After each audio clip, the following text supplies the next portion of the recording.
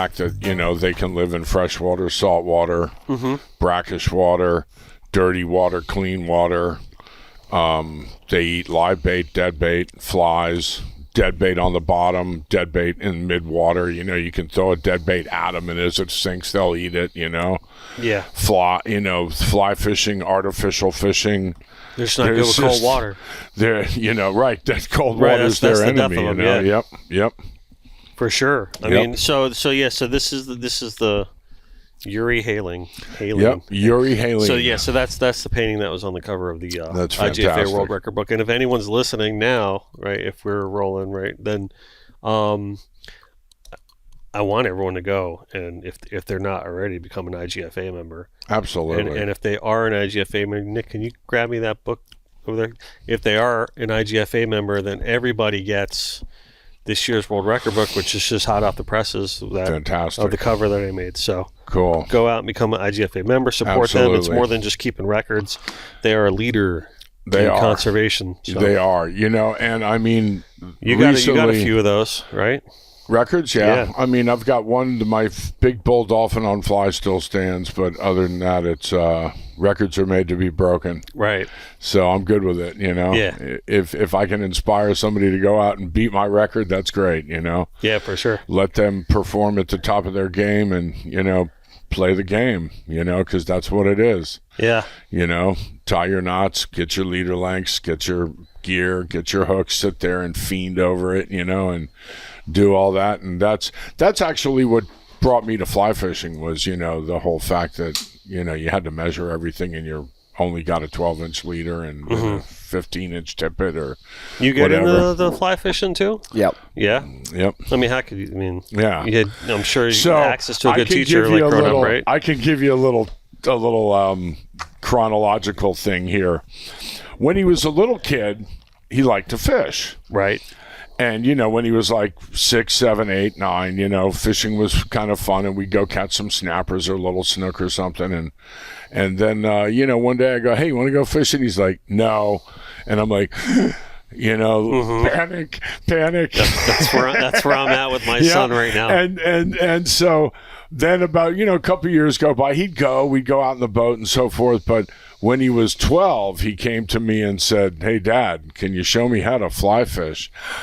And we went out in the backyard, and I gave him the fly rod, and he started casting it. And in an hour, he's throwing it 50, 60 feet. So it wasn't he took to it like a fish to water, so to say, that's great. And now he's, a outstanding mate, fishes all the Los Sueños tournaments, lived in Costa Rica for a couple of years, fished the Big Rock, and nice. Fished, some of the Stewart tournaments and all that. And, he's on his way to greatness. Let's get this thing officially kicked off, all right? So this is the Connected by Water podcast, fueled by our very good friends at Pop's Pilar Rum. To remind you never to be a spectator, we highly encourage you to check out the latest Papa's release, which is the limited edition Legacy 2023, which is actually this beauty right here. And it is a unique edition rum that has been aged in French oak casks, and it's just an overall special rum. It really is. I had one to drink and one to keep. There you go. That's all I get. I'm cool with that. So it's we're all having the sherry cask though today. Yes. So let's raise a glass here. Thank you guys very much for the opportunity to be here. Yeah, absolutely. We're a Waypoint hosted podcast. You can find us there, or also watch, listen. And don't forget to subscribe on YouTube, Spotify, and Apple Podcasts. Smash those like and subscribe buttons, and please, we would love to hear from you in the comments. But before we introduce today's guests, we want to announce this week's Starbright Solutions Project Sea Safe Do-Gooder, which is Derek Snodgrass from one of our favorite places on planet Earth, which is Islamorada, Florida. And Derek is Dirk, not Derek, by the way. So I know my slang came across the right way. Is a leader in the Florida Keys when it comes to organizing trash cleanups. And you can check out one of his many huge trash hauls on Instagram. And he's also a fishery biologist and does incredibly important work ensuring that we have healthy waterways so us anglers and divers can enjoy them. So congrats, Dirk. Fantastic. You are this week's Starbright Solutions Do-Gooder.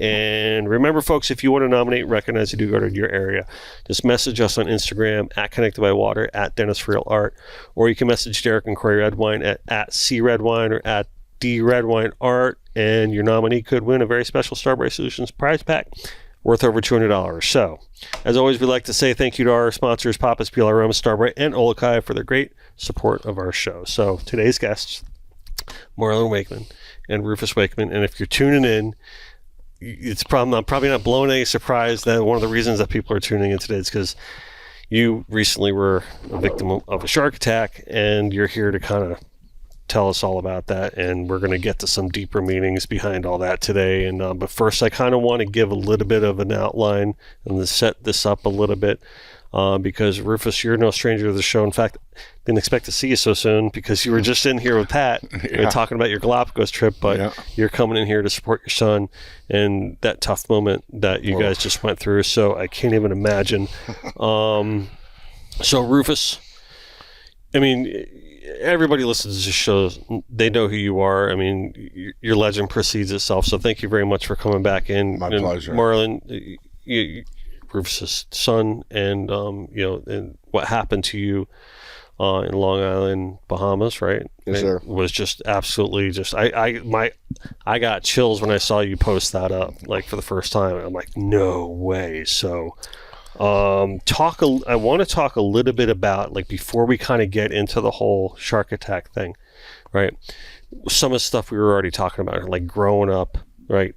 This is your dad, like growing up at River Palms and everything like that, and just being raised connected by water. I got you, so to speak. So tell me, take me through a lot of that. So yeah, when I was 12, that's kind of when I realized that I really liked fishing again, and wanted to kind of take it a little bit more seriously, stop going to bass ponds, stuff like that. So I would ask my dad, and we'd go out after school and, go catch snook and go jump a tarpon or catch a tarpon and, just go have a good time. And, I did that throughout high school and basically just fell in love with it. And so, that's what you wanted to do for the rest of your life, right? Pretty much, yeah. I didn't really know that until I graduated high school. I was going to go to college and, take that route. And then I was kind of talking to him one day, and he's like, why don't you just go walk the docks and see if you can jump on a boat, get to learn the ropes of mating. And I was like, all right, I'll see what that's all about. So, we went down, and he got me, or I went down to talk to VJ Bell and ended up going. VJ, nice. Yeah, riding with him a couple times. And pretty much since that, I was like, yeah, this is definitely what I'm going to do. Very cool. And then, so now ever since then, you've been mating. Yep. Right, and you're kind of like going everywhere, like Costa Rica, Bahamas, and where are you kind of working now? I worked for 2 years in Costa Rica, out of Los Sueños. Mm-hmm. I left there, I want to say, last July, and since then I've kind of just been freelancing around, doing what I can. I've done some fishing over in the Bahamas, did some fishing here in Stewart, or up in Stewart, and I was just trying to stay busy. Kind of just taking a year off to do some freelance work and bounce around and go see some of the really cool places that I haven't been able to fish yet. So that's kind of, my plan as of this year. And and he was in the Dominican Republic too. No, with cool. Timmy. Yeah. Nice. Timmy Richardson and who else? Just Timmy, yeah. Yeah, I was just working with Timmy down there. All right, that explains Timmy's question that we're going to ask in a little bit. Cool. So growing up, I mean, you had to be tickled to death because you mentioned that whole pause of I don't want to fish anymore. I'm in that phase right now with my son because he, like, growing up, he's like, all he wanted to do was come fishing with me. And now he's like, I don't want to go anymore. Right. So I'm hoping it flips around. You definitely around, can't push it. Right.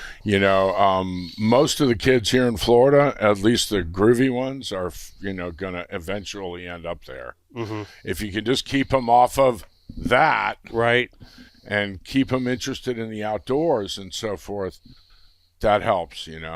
Social media, phones, and it's just madness what's happening to the youth of America, so to say. But I live an active life. I'm outside. He wasn't on his phone in that several year period that he didn't want to fish. Right. So my advice is don't push it.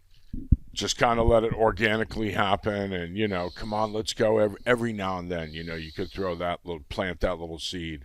But if you try to go, well, I'm going fishing, come on, they're gonna back away from it, and then it may or may not be something they want to partake in. Yeah. Is it pretty cool that you're like following a little bit in your father's footsteps here? Yeah, it's definitely, pretty neat. I mean, it's someone that appreciates everything that I do. So, at the end of the day, it's I can call him and tell him about the day that I had, and he gets it. So Yeah. that Yeah, makes it that's a cool. lot better for sure.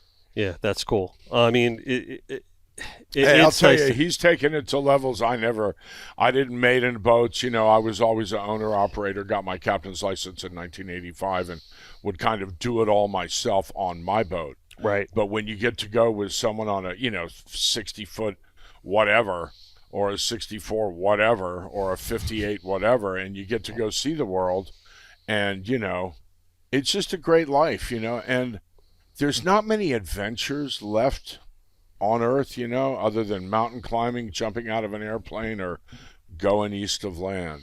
Yeah. You Listen, know, we and say what- like a lot once you- now on the show that like our fishing and hunting, like Yeah. the outdoor community, it's like one of those last little circles Yeah. where your word is worth more than your dollar. Hey, if you don't know? fish or hunt, I don't trust you. I mean, that's just a given. I really Yeah. got nothing to talk to you about.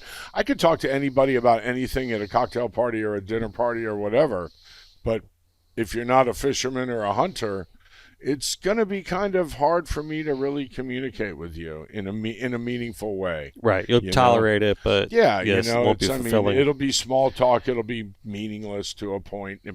But if we can sit down and talk fishing, and especially if I get someone who's into fly fishing, which is, arguably the ultimate part of it all. Whether you're throwing chickens at billfish or whether you're throwing flies at tarpon or snook or even in a mountain stream. That's where I started when I was 9 years old. Mm-hmm. My mother took me to a ranch in Wyoming, and Yep. there's a little stream running through the joint, and she looked at it and she said, if you're going to fish this stream, you're my son, you're going to fly fish. Right. You're not throwing a spinning rod.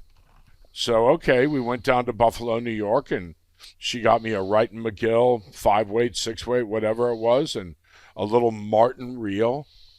And I can picture the gentleman who sold it to my mom, to us, and I went back 25 years later, and he was still there in the same store. And I walked in, and he was like, "I can't believe it's you." That's great. And I tied my first fly, and I flipped it upstream and watched it float, and boom, got bit and set the hook, and forget about it, man. It was over. Does a certain responsibility in your mind come with all this? Like, you're a professional fisherman now, you're doing it for a living. Mm-hmm. I mean, obviously your dad's got a huge pedigree. It's a lot of pedigree here. You know what I mean? Do you feel like there's any like responsibility to do things like a certain way or the right way here? Yeah, I mean, like if I'm gonna go fly fishing, especially now, I'm gonna make sure everything's pretty much IGFA. I'm not gonna go out there and just chuck around some line and get a bite and have Yes. that goes back to when I was working with Timmy. Meredith McCord, she came to fish with us, and she had a guy with her calling. I can't remember his full name. You know his dad. I know who it is, and he'll remain nameless Okay. because he's a big deal in the fishing industry. But yeah, But he taught me basically just how to do proper tippets and everything like that. So, we're trolling around and, fishing's not so good some of the days. I just sit there and tie a bunch of tippets up and pre-made a bunch of them. And that's kind of when I was like, all right, if I'm going to do this again, I'm definitely, I'm going to make sure it's IGFA, legal, stuff like that. Yeah, nice. It's funny you were talking about Harkavy before this, and he basically labels like people as record hunters. Yeah. And it's like, and he was telling me, it's like, you always got to be prepared when you're out there and always fish IGFA because you can never predict when the moment's going to happen. Right. Well, if you're not, and there's a lot of people that don't fish IGFA, and that's fine. But in reality, and especially if you're fly fishing, you can either fly fish or you can fish with fly tackle, And that's sort of the difference, And there's a whole group of people that really could care less about tying up your 15 or 20-inch tippets as long as it's not under 15 inches and your 12-inch shock tippets and playing that game, Mm-hmm. And, you can use a tapered leader, does the same thing. Just as long as it's under 20-pound tippet where the fly is connected or it's so on, tapered leaders work. They're not over 20 pounds. So, as long as when they put that thing on the machine and break it, it breaks at less than 20, and it's going to if it's 10 pound or 12 pound.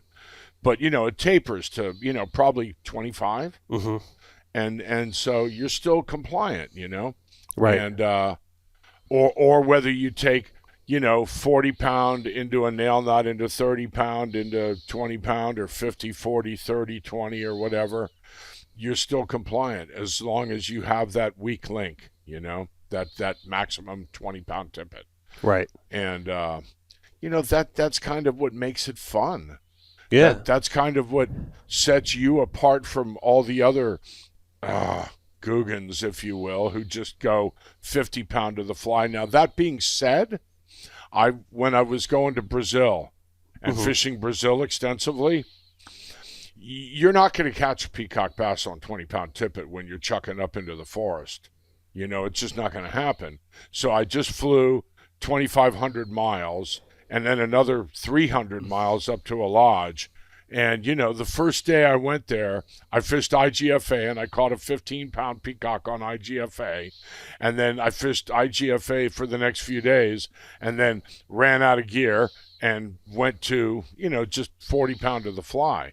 And the remaining multiple trips I went there, I just tied 40 pound to the fly because I'm not looking for a record. Just catching fish. The fish are all unbeatable. The 25 pounder on 20 pound out of the peacocks, Passamone River in Venezuela. And a lot of them were, and fly fishing, you don't really get the big ones. I mean, I did catch 2 21 pounders and a 19 and 18s and 17s, but all the records are in the 20s. And, I just knew I'm just probably not going to get that fish. Right. So I just do it. And then when I held that tournament down there, we were IGFA and so forth because we had to be, because it's a Rolex Inshore Cup. And, but other than that, it was 40 pound to the fly. I love that. I love that you just went off on that because that really just illustrates my point of there's a certain responsibility to this. Yeah. Right. Yeah. And I mean that's a wealth of knowledge that you grew up around, and that you now have to carry the torch on, and I love that you are, and it's fantastic. I want to start circling around to the shark stuff, right? So we'll get to like the shark issue, after, because I want to kind of tell you your story, but I will say that, and I'll be hard pressed to have anyone disprove this, but I kind of believe that we were probably the first podcast that ever really started discussing the shark as an issue. Right. Right. And we did this back, early on. And also when Patrick Price came in, he told me the first time we really, really started discussing it, like in depth as a problem, was when Thomas Osborne got all his line all stolen and everything. And then we brought Thomas and Pat in, right? God rest his soul. Right. And Pat came into the show a couple times to discuss it. And this really was his big banner that he wanted to fly. And then thank God there's a group of us that are kind of still like pushing that forward. Doug Coven especially. Dana, yep. Carrie Chen. Yep. And Fly. Right, Fly. Right, Navarro, he's doing a good job of like pushing things forward too. But Pat really spearheaded that whole thing. Yes, he did. They had some Facebook name that was the Sportsman Marine Balance. Sportsman Fighting for Marine Balance is what it is now, and I can't remember what the precursor to that was. But it was like, sharks suck or something. Yeah, it was something like controversial. That. Yeah. And so it was, and I mean, it's an apex predator. There's just a terrifying imbalance, it seems. Right. And I was talking with Blacktip H. Josh, and he's like, dude, there's sandbar sharks from here to friggin' Long Island and all the way around to Texas. He goes, the sandbars, especially after that, they lifted the you can't touch the them. law on them. Yeah. So it's like, so I mean, he's like, I have seen them from Texas, the whole Gulf, Mississippi, Alabama, Louisiana, the Panhandle, Georgia, South Carolina, North Carolina, and these fish, these are apex predators. They're one of the most highly sophisticated animals on Earth. Yeah, I'm in awe of their cunning and capability. But nonetheless, it's now creating a conservation issue. Right. So we're going to get into that in a little bit, especially when we get to the reader questions. Right. Because we, as you saw, we had a lot of people respond to this today. Because I definitely want to talk about the issue, but I really would like to say, I want you to tell the story. Okay. right, in kind of detail from your perspective as everything happened. Before we begin, Pat Ford wants to just say congrats, Marlin. You have now joined me in the Fish Bit Club. Yep. Right, so Pat adds that before we get going. So take us through it. You're cleaning the boat? Nope. What So are you doing? we came back from lunch. I cleaned the boat that morning. We went Okay. to go get lunch, and coming back from that, and yeah, just a normal day. My boss and his wife went up to the bar to go have a couple of drinks and to go hang out up there, and me and the captain went back down to the boat. He was gonna, go take a nap, and I was actually, not too far behind him. We were really tired. We had a long trip getting down there, and kind of just happy we were there and kind of taking it easy. And so, he went inside, and I was out doing a couple things in the cockpit, just hanging my rags on the dock just so I can, have them clean and dry. And it was about 3 times I was getting on and off the boat, and I was going up to the bow every time and just stepping off onto the dock because it was, not even a foot of a drop or anything like that. It's just, an easy on and off. Mm-hmm. And then it was the last time when I was getting back on the boat, and, I was going to go inside and, probably lay down for a little bit. I just didn't take my time enough, and it was a low tide, like probably dead low tide, and a lot of surge that day, more than really that I've seen the previous couple days before I fell. And yeah, right when I went to go, land on the covering board, the boat surged. My front toes hit the covering board, and then next thing I know, I'm like hanging in the water with my hands on the covering board, like fully extended. And as I went to pull myself in, like the first time, like tensed up to go, do a pull up pretty much. That's when the first one came out from underneath the boat and grabbed me by the leg and pulled me under. And Pulled you under. So yeah. he ripped you from the boat. Yeah. So did you feel that at all? yeah, it just basically felt like something like bear hugged my leg. Okay. Just like a bunch of pressure, but it didn't really, I didn't feel like teeth sinking into me, but I knew what was happening. It's not, Right. it wasn't a second of doubt in my mind of what was going on. And then right when, I think what kind of helped me out a lot was when he bit me and I was holding onto the covering boards, and, he pulled me, down. I kind of fell on top of him, and I think that kind of freaked him out because he let go pretty much immediately when I fell. Got back up to the surface. I probably only went like 1.5 feet under, 2 feet under. Got back up to the surface, got my left hand back on the covering board, and as I was reaching with my right hand, the other one came, and it basically just felt like something punched me in the back. And then, yeah, I got my right hand back on the covering board and did a pull-up into the boat, looked down, and at that point, it was basically just like white flesh, not really bleeding yet. Right. But I knew, I was like, oh, this is not good. So went over. And Yeah, it's not good. It's not good. Went over and I opened up. This is bad. It's bad, isn't it? It's bad. I think this is a problem. Yeah, pretty much. So I went over. By the time I got from the port side of the boat to the starboard side where the door is, opened up the door and yelled my captain's name 3 times, and he came out, and I looked back down. My entire leg was covered in blood, like just leaking. What was his reaction to that? He saw me, we made eye contact, and he reacted pretty quick. I will say, we got a shirt wrapped around my leg, and then he ran over to my there's a tourniquet on the boat somewhere, but it was like, I think underneath the bed, like in a med kit or something like that. So It's some hard to get to place? Yeah. I mean, yeah, probably. Yeah. But, he was, fast thinking, and, we have a lazy line for our dredge. For the 8, just so we could pull our dredge in the boat. I mean, I'm not saying nothing about that. I'm just saying, of course it's in a hard Right, to get it to place at always that is, moment. yeah. Right. Yeah, It's always- exactly. yeah. So he ran over to that thing, cut it, and then wrapped that around my leg and cinched it down pretty good. And I got the tourniquet on probably, I would say, 20 seconds after I got bit. And then once he got it Thank cinched God. down, once he got it cinched down as tight as he could, he went up, got help. And, I'm just kind of sitting, I remember when he left the boat, I'm sitting there just like, oh, God, no way this just happened. Why am I not in Florida? Yeah. Why am I not in Florida? In my Why does this bag, happen to tucked happen away. here? Right. So, yeah, when we saw each other, he knew exactly what happened, and he reacted pretty quick. And I basically, when I saw that he saw when I knew that he knew what was going on, I just laid down, put my leg up, and just kind of, started to, try to calm myself down because, it was just not much else I could really do at that point. Right. And then so he goes. Probably the best thing for you is just Yeah, to chill out a little exactly. bit. So Yeah. I mean, I was bleeding pretty good still, and then so. You getting lightheaded or nauseous, right? I was definitely getting pretty lightheaded. Yeah. So then he gets a bunch of people on the boat, and I just, I know there was my boss and his wife were there, and Alex was my captain, and there was a bunch of other people, a couple people I didn't know. There's, I guess, one guy that was like on a sailboat and he brought his dinghy into the marina to do something, and he somehow got on the boat and was trying to help out and kind of freaking out, like saying everything you don't want to hear after you get bit by a shark. Like, oh, he might be dying. We gotta main artery. All yeah, that, and I'm like, and I literally stopped and I'm like, dude, get off the boat, please. Like, Like, you're just killing leave. my Just vibe. leave. Are you sure that's exactly what you said? Was there an expletive deletive in there somewhere? I mean, it was just like, just Like, get out of here. Off the Yeah. boat. Yeah. Pretty much, yeah. So Yeah. then he left and they got me on there like a bed sheet, got me on the dock, got me in a wheelbarrow, got me, up to a van. And this was another random person that we met up there that was just doing something. And they had like a van that we were able to lay the back seat down, and they threw me in there. And then I'm sorry. It's just sinking into me that you're sitting there bleeding profusely from the leg, just got into a shark attack, and some dude starts coming right in your vicinity. Yeah, it was Starts pretty wild. dying. It was He's pretty like, wild. what an asshole. it was pretty wild. Are you kidding me? Okay, we can Crazy. say that. Okay, here we go. Yeah. What Nah. did you tell him? Get the fuck off the boat, right? Yeah, but, I mean, I really don't remember exactly what I Right. said. It Yeah. was just something along those lines, like, Right. dude, get the hell out of here. Seriously. So then, yeah, we're in the we get in the van.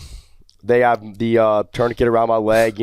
I'm still bleeding a little bit, but nothing crazy. And like, I just remember they were just like kind of like packing it with gauze or whatever, like trying to stop the bleeding a little more. And like when they like started putting stuff into like the wounds, so Right. like pack them. My captain was like, "Yo, hold my hand. This is gonna hurt really bad." And then I remember like just like clenching really bad, and then I passed out, and I guess I was in and out of consciousness in the van. Were you really? Yeah. Wow. In the van to the hospital, or not the hospital, but the field clinic or whatever they had there. And then we get in there, and I pretty much came to when I walked in there.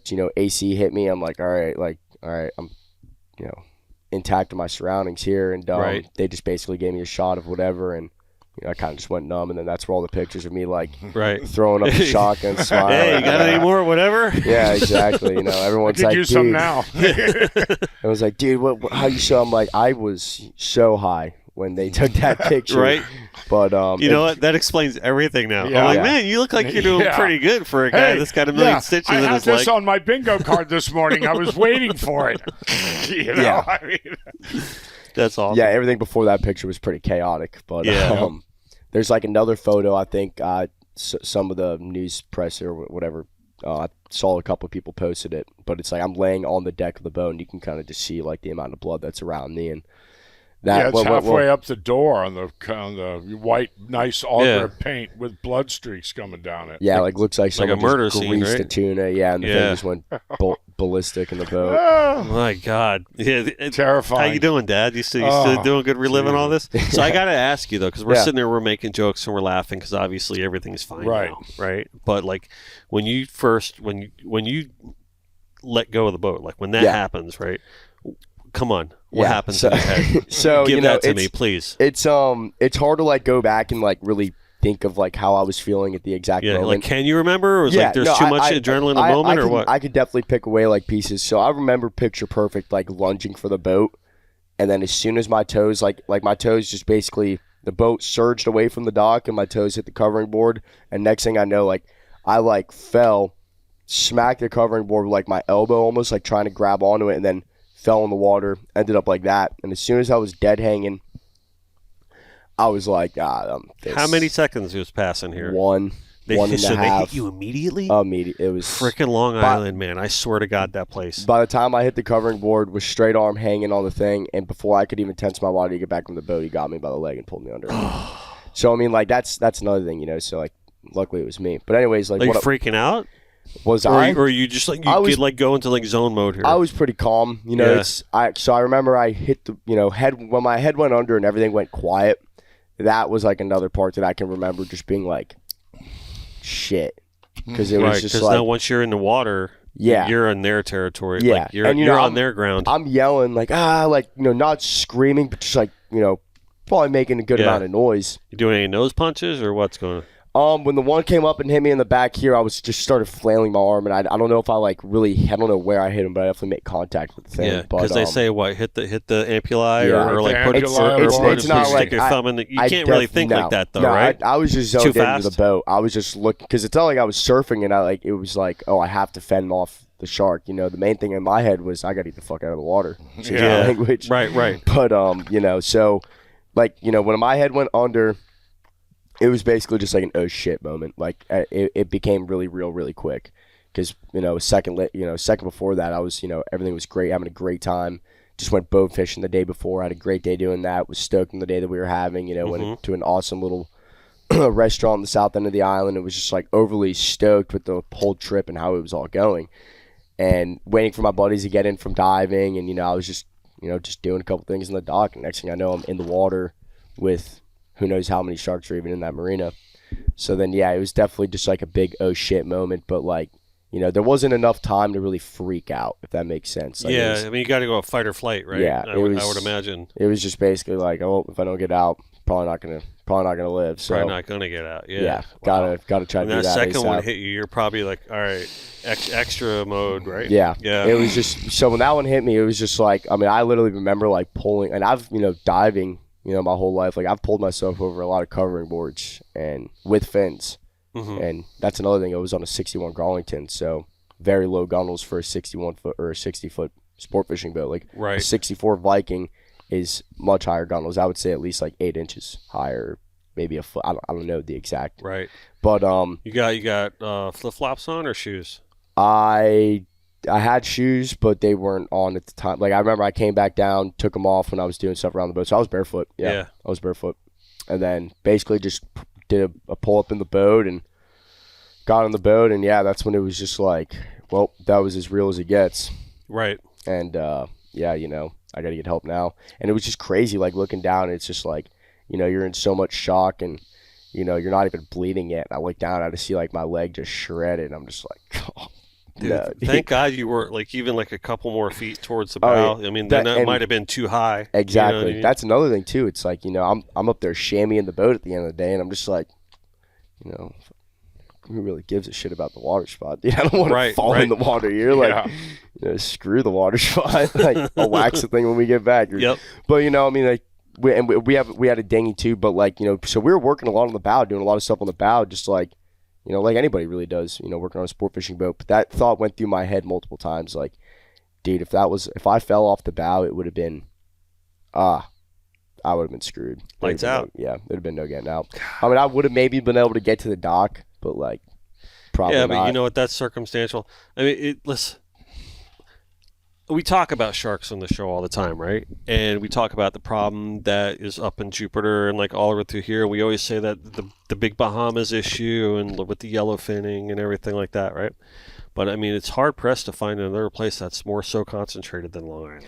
It is. Right? That's like the worst of the worst. Well, you ran into like the perfect storm. It is the worst place you could possibly fall in. Right. As being a mate on a boat and working on boats for the last 5 years, like I've gone on and off boats thousands of times at this point. It's the third time I've ever fallen in.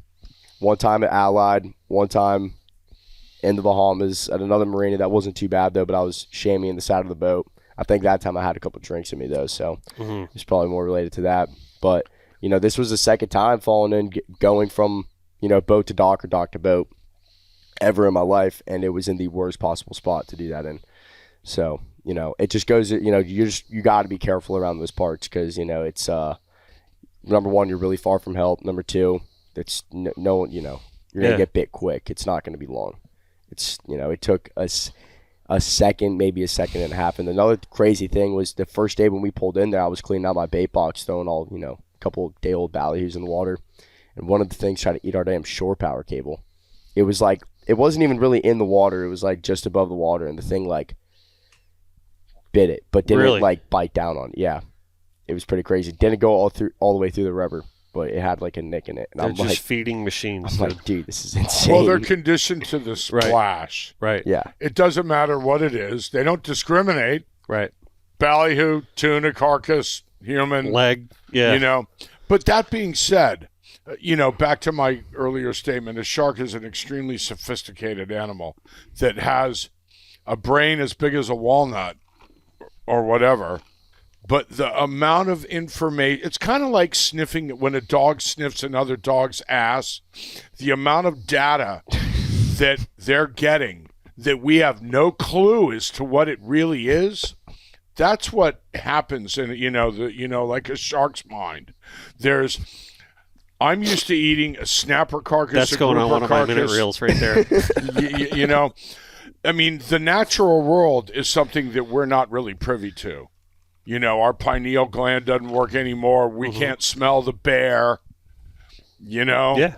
They used to be able to go, oh, hey, Tonka, there's a bear. You know? We can't do that anymore. We've lost all this extrasensory, you know, data processing that we had maybe thousands of years ago. We become soft. We become, you know, Conditioned. Domesticated. Right. You know? So sharks, when a shark, the ampullae of Lorenzini in their snout, the nerve endings in their gum, they're used to a 1 pound carcass, a 5 pound carcass, 10, 15, 20 pound carcass for a tuna that big might weigh 20 pounds. It bites a 160 pound human. We got a temperature difference. All those tuna carcasses just came out of an ice box. They're cold. It's fish. It's a familiar thing. Bites him, it's not familiar. And they process that like and that. alive. Right, You know? alive. It's a gushing warm blood over its mouth. There's a mass that they're not used to. And they're arguably cautious to a certain point. You know, I mean, they realize that, all right, this isn't what I'm normally going to bite. So I got to sit back and take a breath, you know. So they let go and they make a circle. And then the other ones come in. And that's where he got lucky, was the other one didn't grab him. Like here, it just came up behind him and hit him, and he's got a scar, a nice little Can you wound, see it and, there? You know, he's got right there. But then you can kind of see like You on can like see the back of this the here, tricep yep. is where like he whipped me, like it's just like a bunch of tiny little teeth marks. Right. And you know, if he actually grabbed me there as I was reaching in and then pulled me back in, I mean, who knows? That would have been a different story. Maybe I would have got away, but you know, there's a good chance at that point. Like once multiple sharks take a bite out of you, I don't really think like.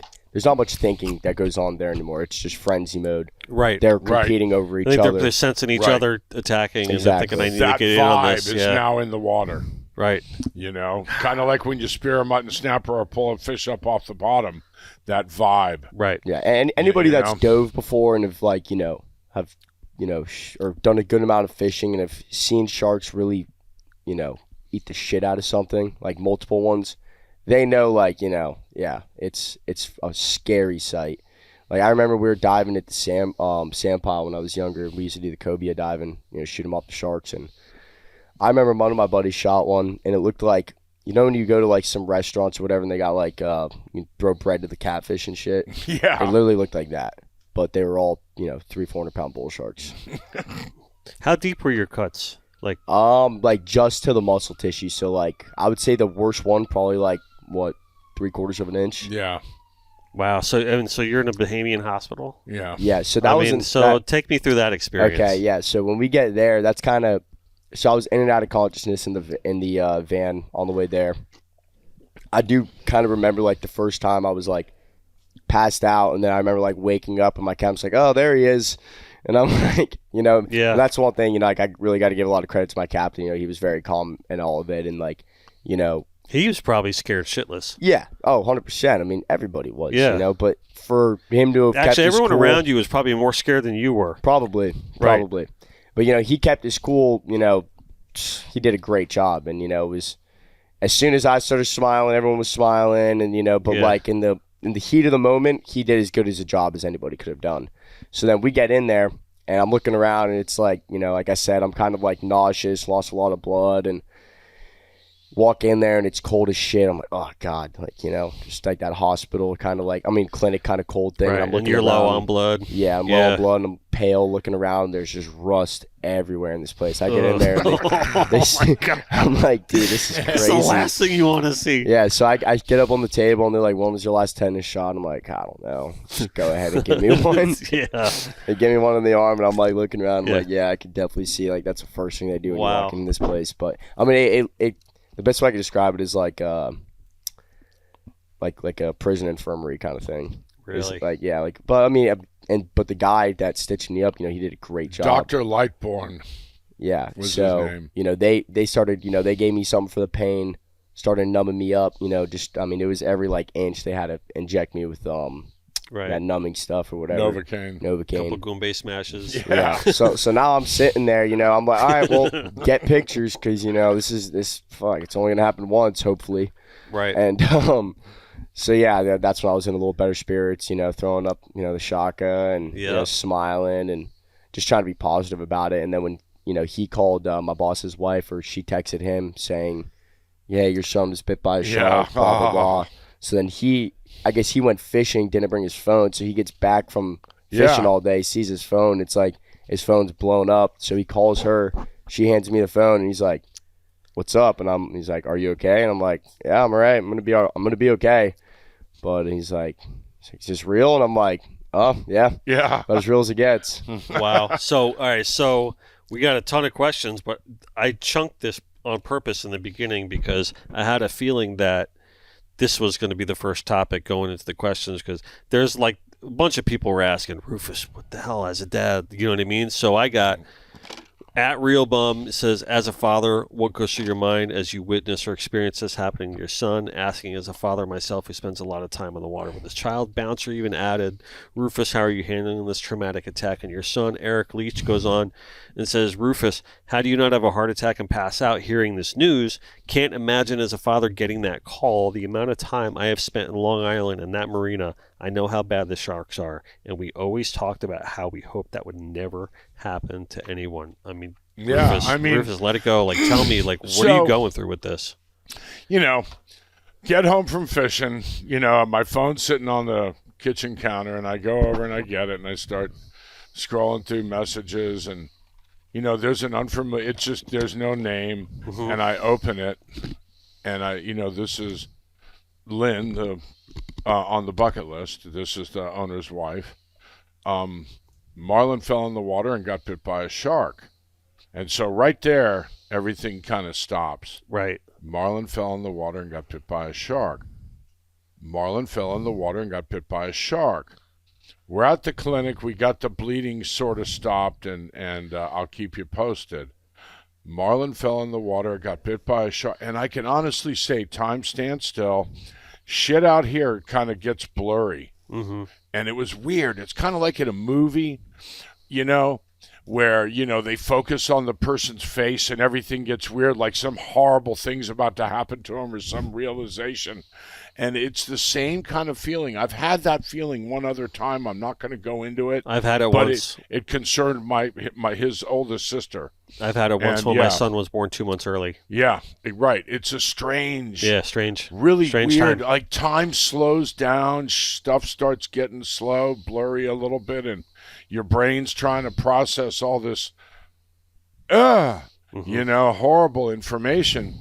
And I hit go. I hit send, and I'm like, and she must have just handed him the phone because he answers, and I'm like, is this real? And he goes, yeah. And I go, you gonna be all right? Yeah, I think so. You're gonna be all right.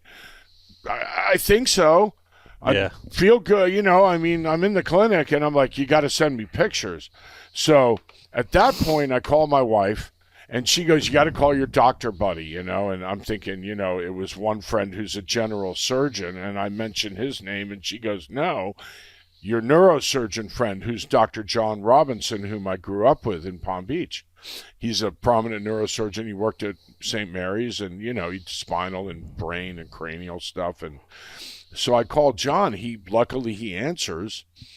And I go, John, I got, my son got bit by a shark. He's in the Bahamas, and I'm going to need St. Mary's medical team tomorrow. We're going to need something. So he goes, all right, I'll call you back. So he fires out a text to the CEO of St. Mary's, who responds with, we got him covered. Just bring him on in. Boom, boom.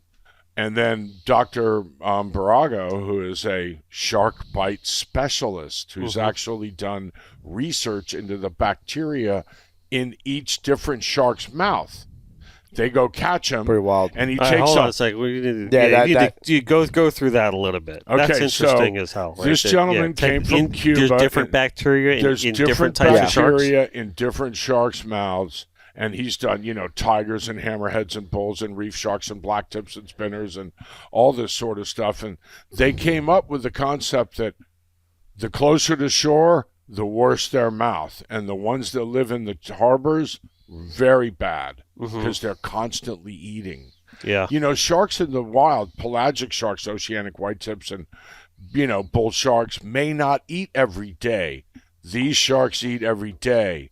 So they got junk hanging in there, a lot of, you know, chunks in their mouth hanging on their teeth, you know, kind of like when the shark came up to bite Quint in Jaws, there's chunks hanging out of his mouth, you know, and that's a very true thing.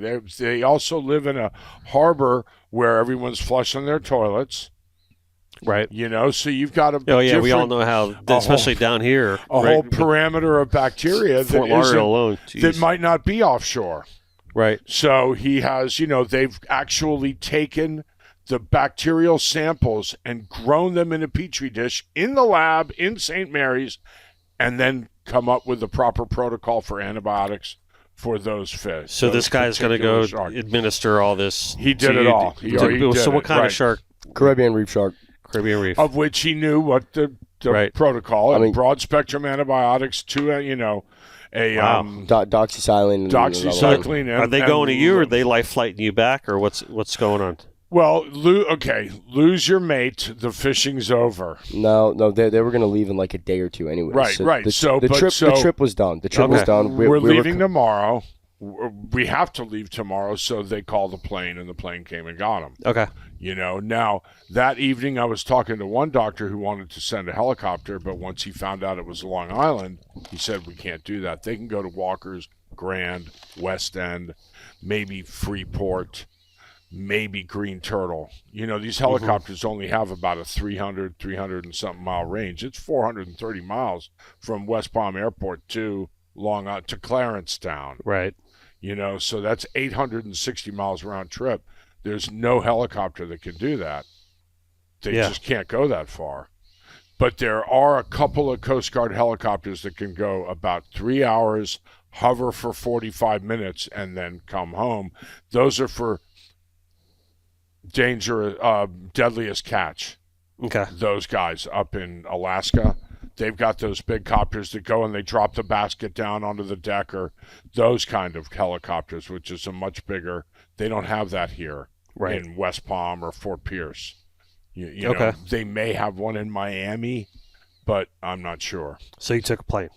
The next day. So I met him at the airport, you know, and I said, you got to call me when you're taking off so I can be there. And he landed about 11:40, and I had him in the truck at about 11:50. And then we had him at St. Mary's by 12:15 or 12:10. And we rolled into the ER, and they were like, stat, ready, boom, in. Cool. You know, and Ashley was just a wonderful ER nurse, you know, great gal who worked with Annie Flanagan, who fell off a, you know, she was on a bicycle and, you know, went into the rocks and so forth and bumped her head, and they flew a helicopter over and got her, but she was in with this particular nurse, really took care of her. And, you know, she was 10 months, and she's totally recovered. Blacktip H. Josh is a rock star at the hospital. Dr. Bagaro actually fished with him a couple weeks ago down in Isla Morada. And, so you're home. You're feeling good. Yeah. Right? Emotionally, you're feeling good that you're home now. Right? There were a lot of things that lined up to ensure his recovery. Yeah, I mean, like, just from like the start of it all till the end of it, I got so lucky in so many different ways that it's just like kind of insane, really. Yeah. You know, number one, falling off the boat where I did. You know, number two, missing my femoral by 1.5 inches. Number three, having, you know, the right people that, you know, didn't stall, didn't freak out. Got me there, had a doctor ready to stitch me up in the Bahamas, you know, to at least put me back together. And then, you know, got to St. Mary's, and I remember going in there, and, you know, right when I went into that hospital, I'm just like, all right, well, you know, after, you know, I was pretty sure they were gonna have to do surgery. I didn't know. I'm not a surgeon or a doctor or nothing, but I'm just looking at my leg. I'm like, so whatever you have done at Bahamas is all temporary. Yeah. It's kind of like an Army field hospital. Right. Yeah. They're going to patch you up and Yeah, get because you you almost on a want plane. like a plastic surgeon doing all this, right? Well, Pretty and then to even another star that fell into place was there happened to be a orthopedic surgeon there, who had finished his surgery, but Dr. Barago said, "Hey, can you hang out?"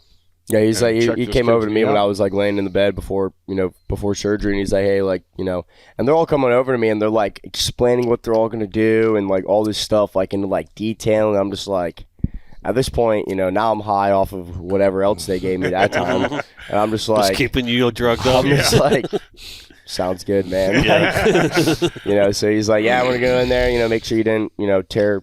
Or make sure you didn't get my MCL or ACL or meniscus, anything like that. And went in there, and I guess he put 2 puncture wounds in the top of my kneecap.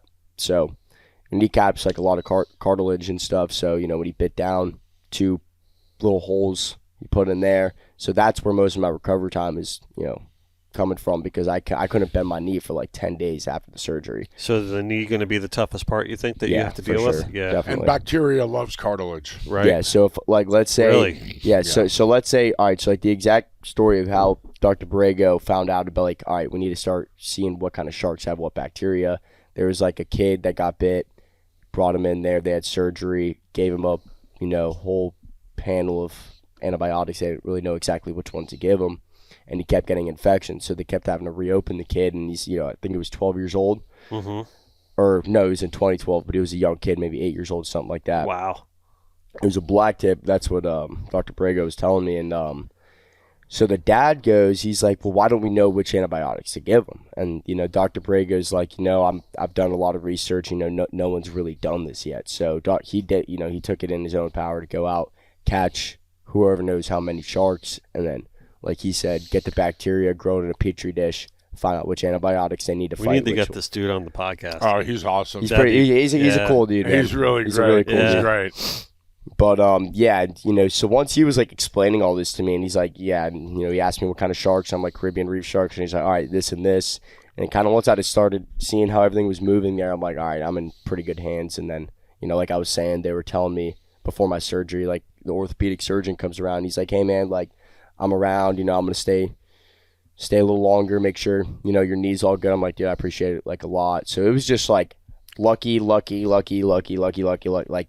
wasn't one thing that just didn't really go wrong for me. I'm glad you're looking at it that way. Yeah. Yep. Besides, for falling in the water, getting bit by a shark, not losing my leg, not dying, probably going to make 100% recovery. And then, everything else happening the way it did, it's just like, I know. pretty wild, Oh, God. Yeah. Oh, God. Oh, look at that.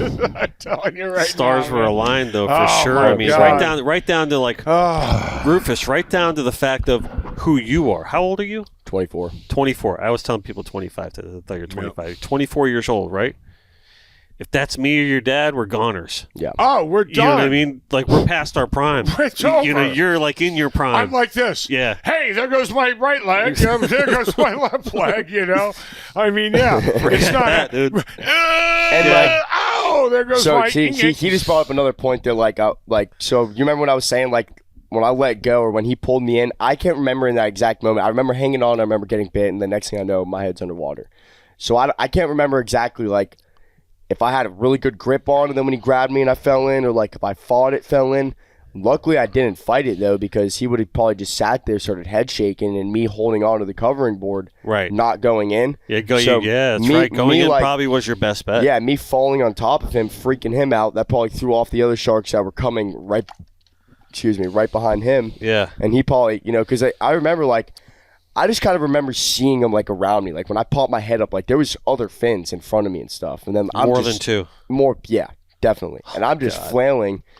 And get my left hand back on the boat, get my right hand up there, and then that's when the other one, and I think that he was even like not committed because, like I said, it just felt like something punched me in the back, never grabbed me, and then I was able to just get up right after do you that. feel like kind of like a badass now? I mean, I still, I'm listen, I was like, as soon as you I was have like the ultimate opening pickup line now. yeah, 100%. Here, you want to see my leg? It's all right. It's all right. Which one? Your third one? No. Wow, you also have the coolest dad in the world. 100%. But no, I mean, like, you know, as soon as I found out, like, all right, I'm not going to lose my leg. I'm not going to die. Pretty cool. Yeah. I was like, Right. you know, Yeah. And chicks dig scars. Right. yeah, You you know, know? Right. everybody wants to have like a shark bite scar, but you know, nobody really wants to get bit by a shark. You know, to have that story to tell. I mean, shit, I wouldn't want to do it again. That's for sure. Right. Yeah, no, once is enough, right? Yeah, You're definitely. good. Yeah. But you know, All right, listen, we're going to get to some questions here because we got a ton of them, right? Go ahead. And we got a really ton of good ones, as you guys probably already saw. The first one, though, I'm going to continue on with what we were talking about before. The Eric Leach kind of adds on to his question. Marlin, like, he says, how scared were you to call and tell your mom and dad what happened, or were you scared about that at all? I mean, I was more just excited to tell them, like, you know, I'm not dead. So Yeah. like, for me to be able it's a to pretty exciting thing for me to be like, to hey announce. guys, like, yeah, I'm okay. You know, obviously it's so scary, like telling your dad, like, because he's seen me dive my entire life, and you know, I've been surfing and diving now for what, 12 years, 15 years. Yeah. And, you know, so he's seen me, like, walking on water trying to get away from sharks in the Bahamas and stuff. So, just like, you know, when Lynn gave me the phone and it was him, and I'm just like, yeah, you know, like, I'm good. But it's like, I'm still in shock. It was definitely good that it was coming from me. And, like, you know, luckily I wasn't passed out, or, like, you know, they were trying, you know, to save me. You know, luckily it was coming from me and not somebody else. Because as soon as I told him that, I knew he was going to be okay. It's probably why the owner's wife gave him the phone directly, because the mother's instinct probably just kicked in. It's like, he wants to hear that voice, not mine. Yeah. Wow. So, yeah, It's, you know, it's something, you know, like I said, no parent, I can speak from experience now. No parent wants to get that phone call. You know, I mean, and there's 100,000 different parameters of possibly losing your child. Right. One of them is shark bites, and one's gunshots, you know, one's car crashes, you know, there's overdoses. I mean, there's just, the list goes on and on and on and on. Yeah. And, you and know, as a parent, like you really think about it all the time, too. You never want to admit that to your child. You know, we're men of the sea, so shark attacks are, you know, it's the first few. Yeah. You know, get run over by a boat. That's right there, you know, prop wounds or this. But, you know, shark attacks, I've literally seen him sitting there in the water. I've been, you know, 150 feet away in the boat, and I see him start, you know, I can see his head moving, and he's, you know, he's not swimming horizontally. He's there doing this. Yeah. And I'm right there, you know, and literally slamming it in reverse. Come on! And he comes over the cover, you know, the Armstrong bracket like a seal. Yeah. You know, with an orca behind it, you know, or a great white behind it, you know, just sliding right up on it. And I see the pole spear dangling in the water. You know, like that day with Lucas and all those guys at the Sandhill. Yeah, where, you know, before I could even get my stuff on, like my buddies, they just threw fins, gloves, mask on. I'm like, oh, I was young. I'm like, I got to get all my stuff on. You know, they jump in the water, both blast 2 cobias, get back in the boat before I even had a chance to get in. And then it's like 20 bull sharks. Oh, it was insane. It was insane. You know, like I made a loop around the Sandhill and I saw one shark. Right. So I looked at the guys. I said, you really want to get in? And they're like, I said, you know, there's one here. There's more. And they're like, we got it, man. I said, all right, I'm going to stay. You know, I was literally, from me to the wall right there. Yeah, that wall. I mean, I stayed right on top of them. And when I saw 2 fins go down, you know, when they dove, right, and they came up and they were right over the gunnel. Yeah. Like, and fighting them from the boat. Right. And so now I got 2 spear guns in the boat going like that.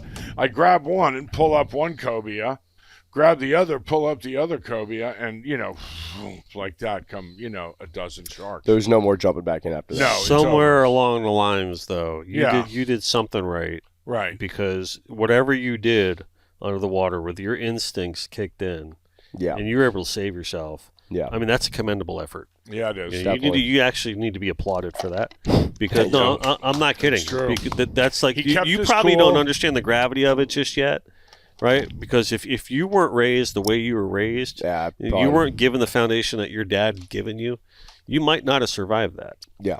You know, 100%. something clicked in second nature that you survived that moment. Yeah, 100%. Because you're in the water with multiple sharks, you got out, and you knew what to do first in every little step that it took to get back in that boat, and you made it out alive. So congratulations on that. Thank you. I appreciate it. Really.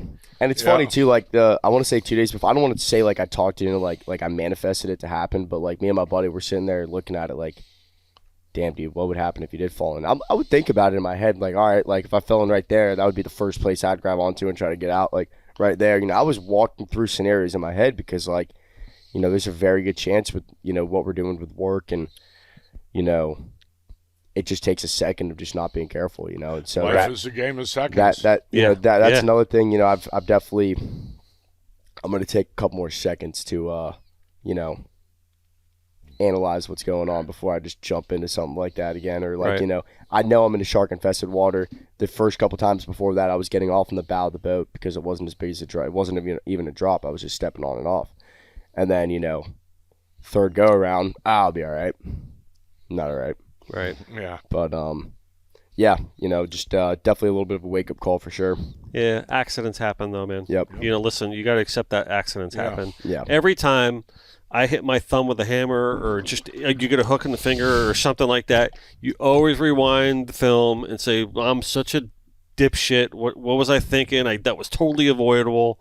Yeah. It happens every time in your head, and these accidents happen, dude. Yeah. Listen. And it's like funny too. I was like, when somebody posted and someone commented like, "Oh, what an idiot! That's why you don't mess with nature." And I'm just like, I laughed. I even liked the guy's comment. And I'm just like, I didn't respond to it, but in my head, I'm just like, yeah. Dude, I respect nature more than like a lot of people. Trust me. Yeah, that guy lives in Ohio. Listen, we talked. We talked about that. Rufus. We've talked about this many times before. Yeah. We talk about it at length. Yeah. Right. Fishermen, hunters. They're the most responsible, Absolutely. most conservationally minded people on the planet. Yeah. So don't give me that. But Exactly. I don't care who Mr. Ohio is. Right. You know what I mean? That's like a non-starter for me. You'll have that though. It's Yeah. social media. Well, there will be haters. Yeah. All right, next question. I feel like I may have blown some of these questions through like me investigating this whole thing, but the Sea I'll Spook be Baits quicker. here. Yeah, no, Sea Spook Baits here says, "What time of day was it, and did you see it coming?" 3:30. It's not that I saw it coming. It was more the fact that I knew even before I fell, I knew that if anybody were to fall in, you're only going to have a matter of seconds. It just kind of proved my point was right. Right. More than anything. Yeah. All right. And then our good friend Astrid DeGrucci down there at Bean Sport Fishing says, "How did you manage to escape and survive?" I think we kind of just blew her whole question. Right. There, so Well, sorry about that, yeah. Astrid, but because you Just kind of went through keeping that. your cool and keeping your Yeah. cool and knowing that you have one task, and that's survival. Just get out of the water. Get out of the Yeah. water, dude. Yeah. At all means necessary.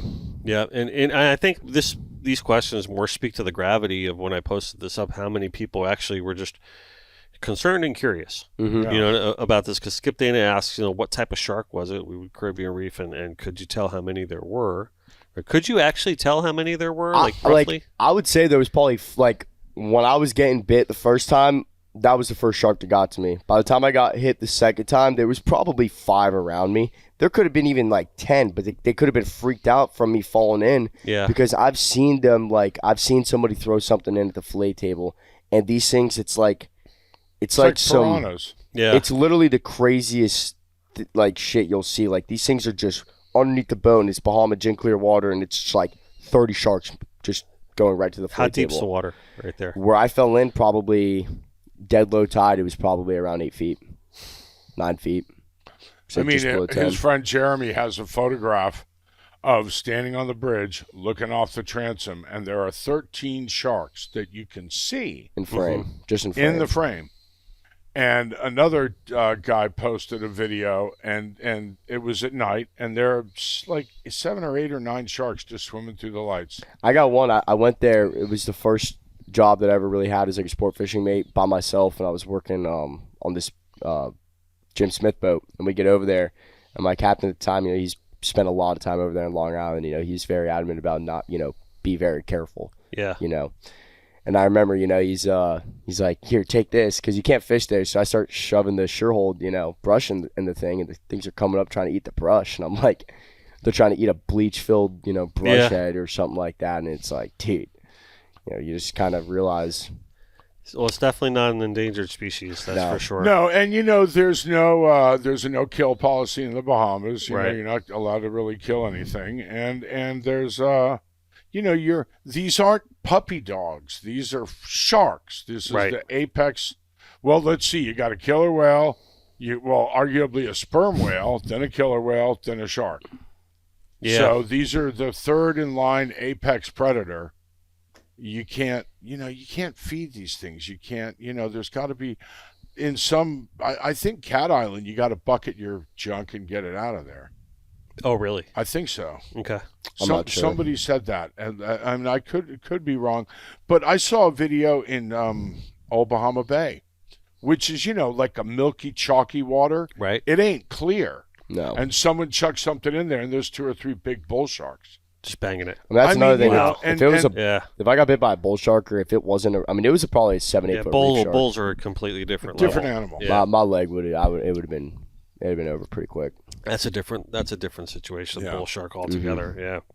Elmer Pilon, our good friend Elmer, Captain Elmer down there in Chokoloshki, Everglades City, wants to know: is there anything you could have done to have avoided the attack? Yeah. I mean, I could have definitely been a little bit more careful, stepping on and off the boat. Like I said, dead low tide, a lot of surge. Boat was jerking around in the slip, and we got the boat tied off of so it's not rubbing on our fenders. Because it's a nice boat. Thing was just ceramic.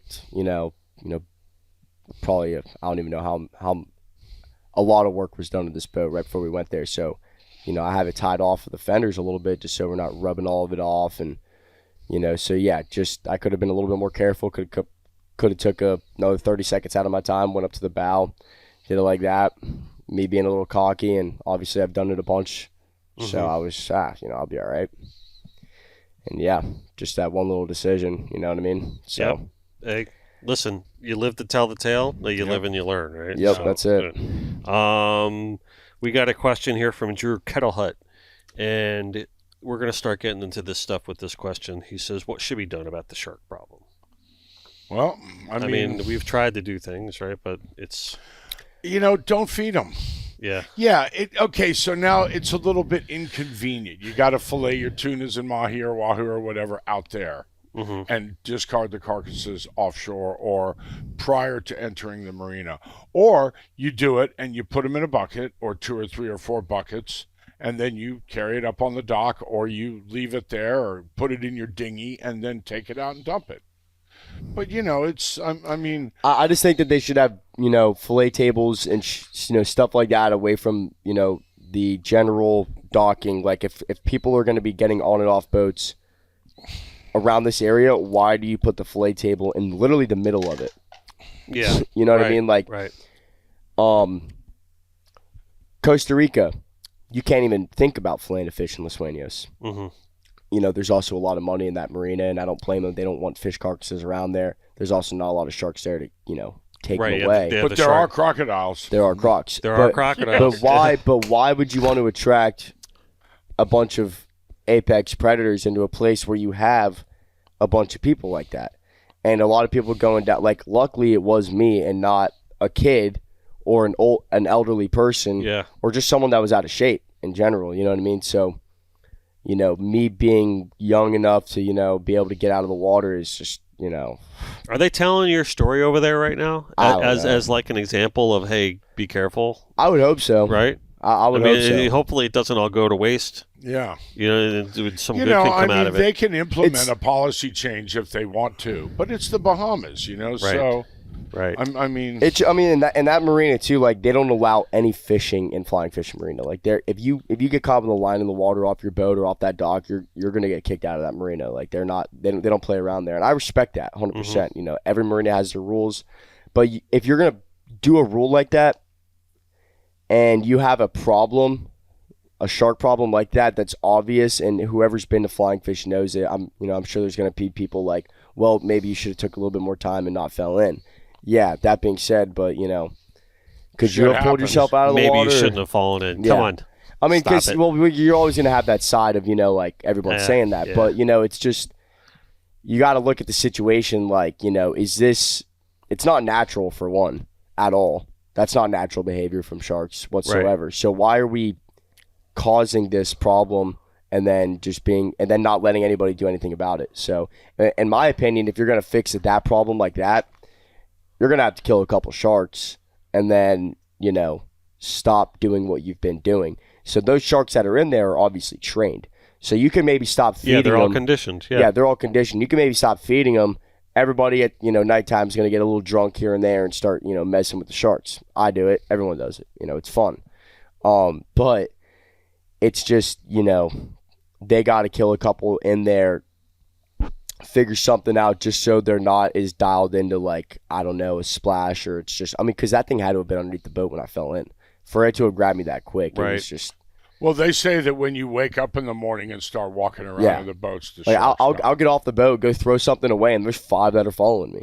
So this leads perfectly into our questions from Doug, right? Yeah. So Doug Coven asks, it's a bunch of questions here. I'm going to ask them all at once, right? Because you're going to want to touch on all of them. So if you had to point a finger, who's at fault?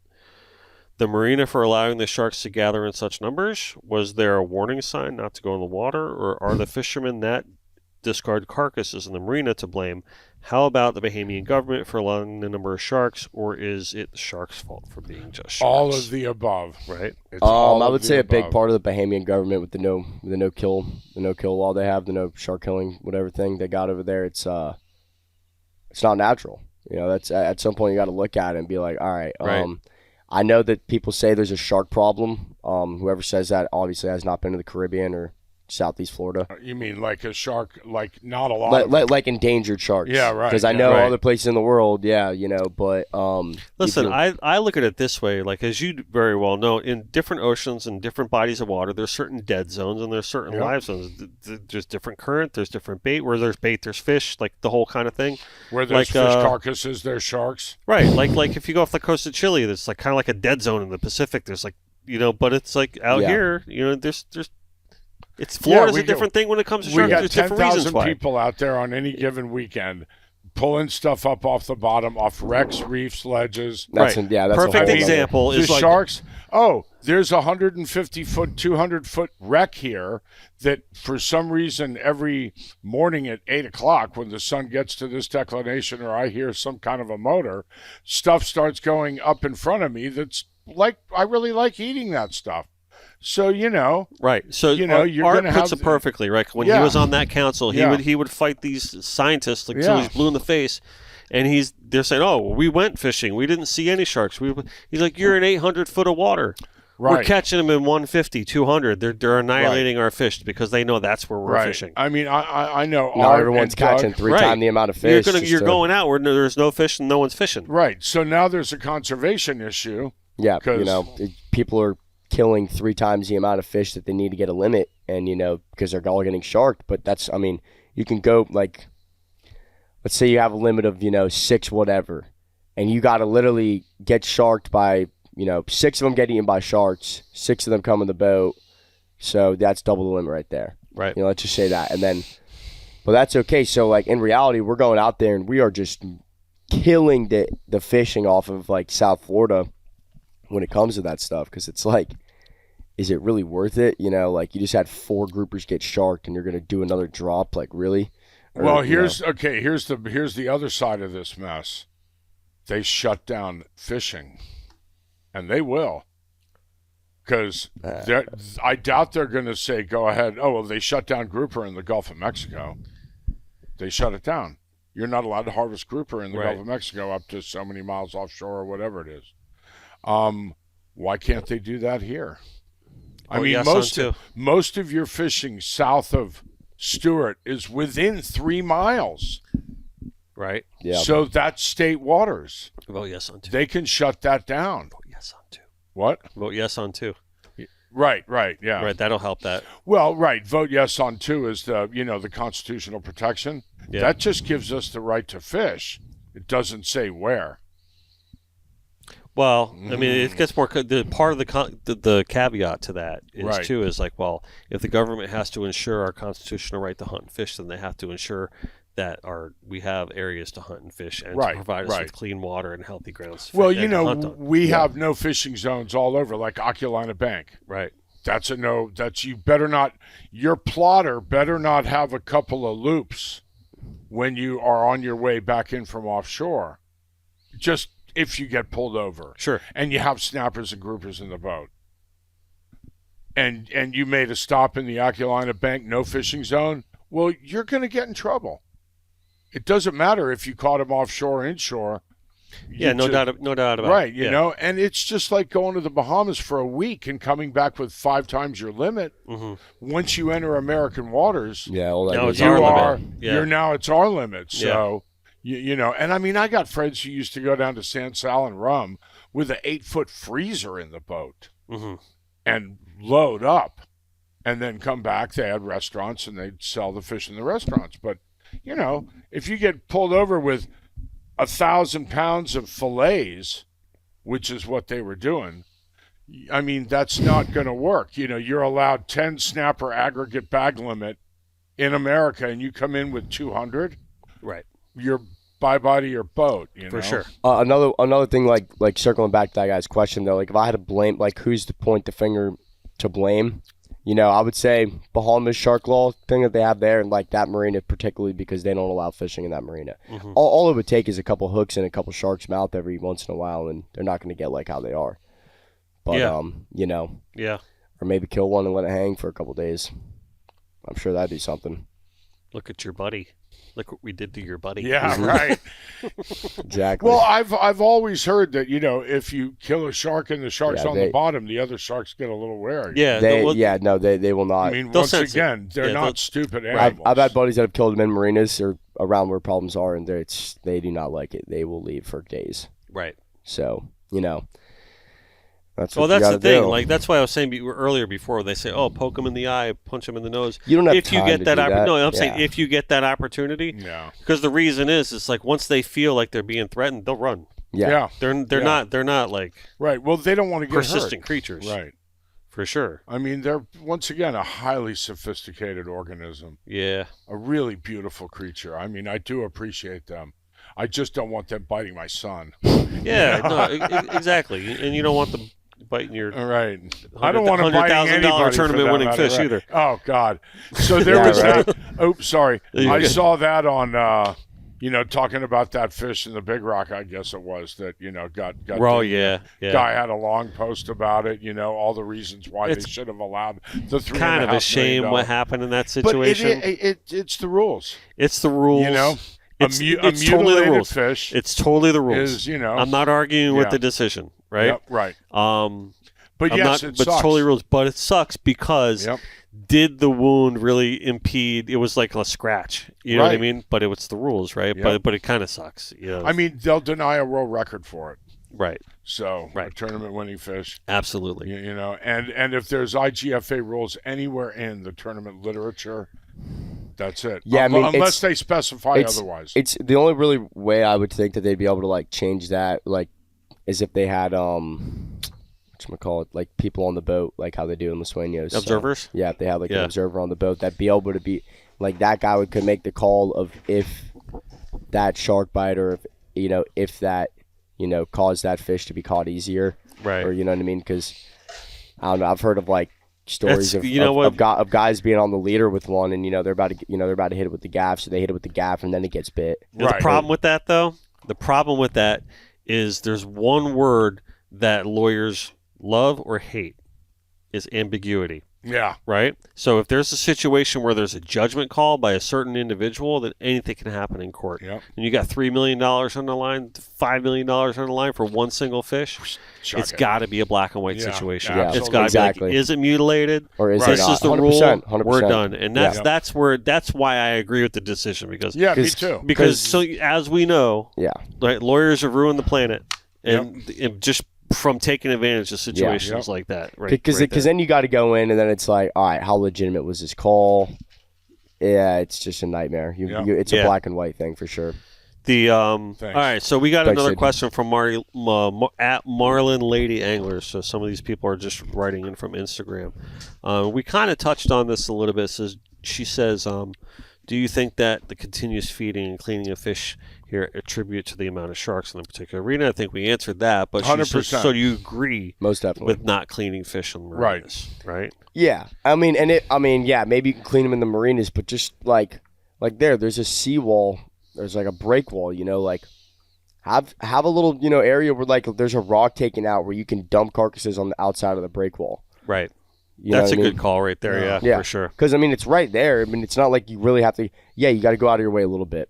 Yeah, you don't want to do it in the middle of all the boats. That's But that's also part of the whole shtick of the whole place, is right. Here, watch this, kind of like Sailfish Marina and Singer Island with the jacks, or Robbie's with the. And don't get me wrong, there's a ton of places up and down this intercoastal right here that happens. I'm the one, I'm thrown in the water, taking videos, like sending it to my friends, like, dude, look how crazy this is. Like, God, you really don't want to fall in here. Dude, we have so many bull sharks right behind us here in this intercoastal. I'm sure. Right? Yeah, there was one they caught on film, right? Buddy of mine, Greg Woods, right there, 100 feet away from us at the dock, at the bridge, right? Greg Woods gassing up his boat.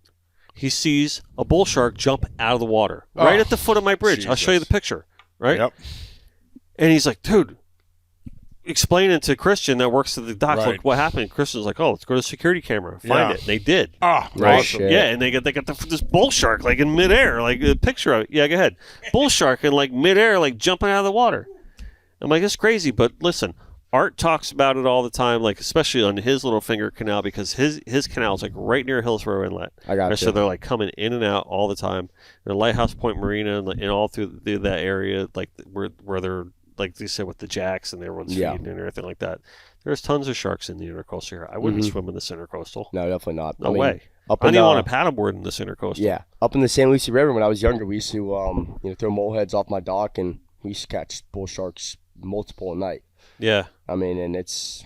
The closer you get to the inlet, the worse they are around here, at least in this area. Yeah. Okay. It's pretty wild up in like the St. Lucie. It's like a later in this, like a July, August type of thing, but I don't know if they're breeding, but you'll catch a lot of like baby bulls up in the St. Lucie. And, every now and then you catch a big one, and then every now and then you catch a, giant snook doing it too, which is pretty cool. That's why we would do it. One of my buddies got a really big snook on a mullet head, so we just went out there and started doing a bunch of that. And then then I realized how many sharks are off my dock. I'm like, this is actually pretty insane. Yeah. But, it's starting to come out a little bit more than it has. People are starting to kind of realize, this is... It's just really tough because of laws against... Exactly. The recent law changes that were made are like, we were really making an uphill battle to really truly do anything about it. Yeah. But listen, you're allowed to harvest a shark, like a bull a day, like that kind of thing, and no one really does it because who the hell wants to bring that on their boat? You know what I mean? That's another thing to say, yeah, we need to kill sharks, and it's like, well, you can kill one a day, but you want to bring that thing on your boat? Yeah. I don't think so, man. The full-on bull shark just mangling about, and that's the situation, and the thing's going to bang everything to pieces. Yeah. But no, they're very strong animals. It's pretty... I remember just I got tail slap. I wanted double-breasted at Grand when I was a kid, because we used to catch them there, and pull them up on the beach and get pictures. Yeah. And one smoked me in my chest. Like, I'm trying to pull it up by the tail up on the beach, and it just, like a 5-foot black tip. And this thing freaked out and tail slapped me, and like, dude, it messed me up. Like, I had I was bleeding from it. Really? Yeah, from like the sandpaper skin, and it just caught me good, and it like knocked me on my back. I was probably only, I don't know, 17, 18, probably 120 pounds at the time. So I'm starting to find out that you had a series of incidents here that have led you to this moment, right? You've been trained for this. You were trained for this moment. Yeah. I mean, if you're not, I guess, if you don't get bit, you're not doing it right? Something like that. It's kind of like if you don't run out of gas, you're not doing it right. If you don't, ding the bottom at some point or run aground, you're not doing, Robin's racing, man. Yeah, if you don't fall in the water once or twice, come on, what are you doing? Yep. So, all right, our good friend, Captain Bouncer Smith, has a few questions for you. He says, going forward, do you think going in the ocean to surf or swim or dive will be possible and enjoyable moving forward? 100%. I'm already doing it. Yeah? Yeah. All right, cool. So you've been in the water already, back in the water since? I went to the sandbar this last weekend and just kind of hung out and, had a couple beers with my buddies and just, happy I can, still go do the things I love, really. And it didn't happen. I've surfed and dove for so long now that I've had so many encounters doing that stuff, and I've never been bit doing that. I got bit, unfortunately, when I'm at my most vulnerable moment, falling in the water in shark-infested marina. So not much things I can. Yeah. Listen, All right, I'm going to pause for a second because I wanted to ask this when he left the room. Yeah. Right, but I was like, you know what? I'm actually going to ask it when he's in the room. Right? How was he? When you guys get that moment when you're like, all right, all the shock value's gone, right? The situation's handled, Yeah. right? I mean, I know your father has one of the biggest hearts that I've ever seen in my entire life, and I mean that about you, Rufus. I love you to death. Thank you. You're my brother. I mean that, right? And Yeah. you're his kid, man. And, yeah, and 100%. I can only imagine how large that emotion was that came to you. Yeah, for me, just knowing kind of like what everybody went through, for me getting bit by a shark, and luckily I have people that love me as much as, him and my mom do and some of my really good friends. It was definitely pretty hard because, you don't like seeing anybody you really love to go through that, especially with like a close, near-death experience when you really see like, all right, like, you see how much people care about you, if that makes sense. Obviously, I know he's my dad and my mom's my mom, and I know they care about me and they love me unconditionally. But it's just like when you see them react to something that serious, it's definitely an eye opener. Especially for I'm 24, I'm growing up, and like every year or so, I have like a reality check, kind of like this. This is my biggest one so far, but it's just you kind of get the older you get, you realize like when I was 15 to 18, I was invincible. Like you couldn't kill. Like I was. Yep. I would have beat the shit out of the shark if you asked me. Like what would have happened then? Right. But now that I'm older, I've done more things. I've seen more stuff. I've seen things go bad. I've seen things go right, and you just kind of get to the point where it's just like you realize, how not like insignificant, but just how quick shit can go wrong. Like it's a game of seconds. We're not very durable. We got soft skin. We can't breathe underwater. 2.5, 3 minutes. You feel like it makes you wiser. Listen, a couple months ago, I almost kicked the bucket myself with my heart issue. With like, if I caught something after a procedure, I had like a day left, or I would have coded and died. Goddamn. And they had to stick a line in my heart and drain blood and everything like that. And going through that whole scenario really. You can't help but look at life differently. Oh, 100%. Right? I got kids, and you look at my wife and everything like that, and it's like you feel like wiser. After this, I don't know about just like wiser, definitely more appreciative. Because I was 10 days. The first week after the surgery, I was just so strung out. I guess I say you feel like you've grown a little bit through this. Yeah, definitely, for sure. Like I was saying, like the first 5 days after the surgery, like you're on so much pain meds because I was in a lot of pain. Like I was just in and out of naps for the first 5 days. So I didn't really have much time to think then. Mm-hmm. But after like that first week went by and the second week was rolling around, it was like I'm sitting there and all my friends are now coming over and we're talking about it, and it all kind of starts setting in. And it's anytime anybody has like a near-death experience, it definitely does something to you. I don't care who you are, but you're definitely like, I remember just the first day where I was able to get out and go on the boat, I'm just like, oh, like thank God. Like I just so appreciative of just getting out of the house, and you just, taking a lot of little things for granted every day that you don't really realize that you do.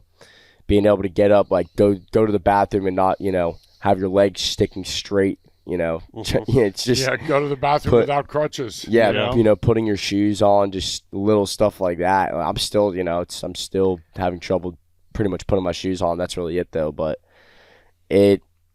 big learning curve, just of like how quick shit can go wrong. And I've known it. Like I've had a scare with a shallow water blackout when I was younger, and Oh, really? yeah. And I was just there. Shit, he was right there for that one too. God. But what are you doing hang on, here, Rufus? ready, What are you hang on, doing ready? with this kid? Well, hey, pushing him to the limit. So we're off of West End, and it's like dusky. Yeah. It's not noon. We probably shouldn't have been diving. Right, it was like no. it was It's prime time for. it was our last. So he goes down. I watch him go, and his buddy Lucas is Lucas Waddles. God, Great. I'll always love him. Great free diver. Lucas is a really good, responsible free diver. Buddy system all day long. So Lucas is right here.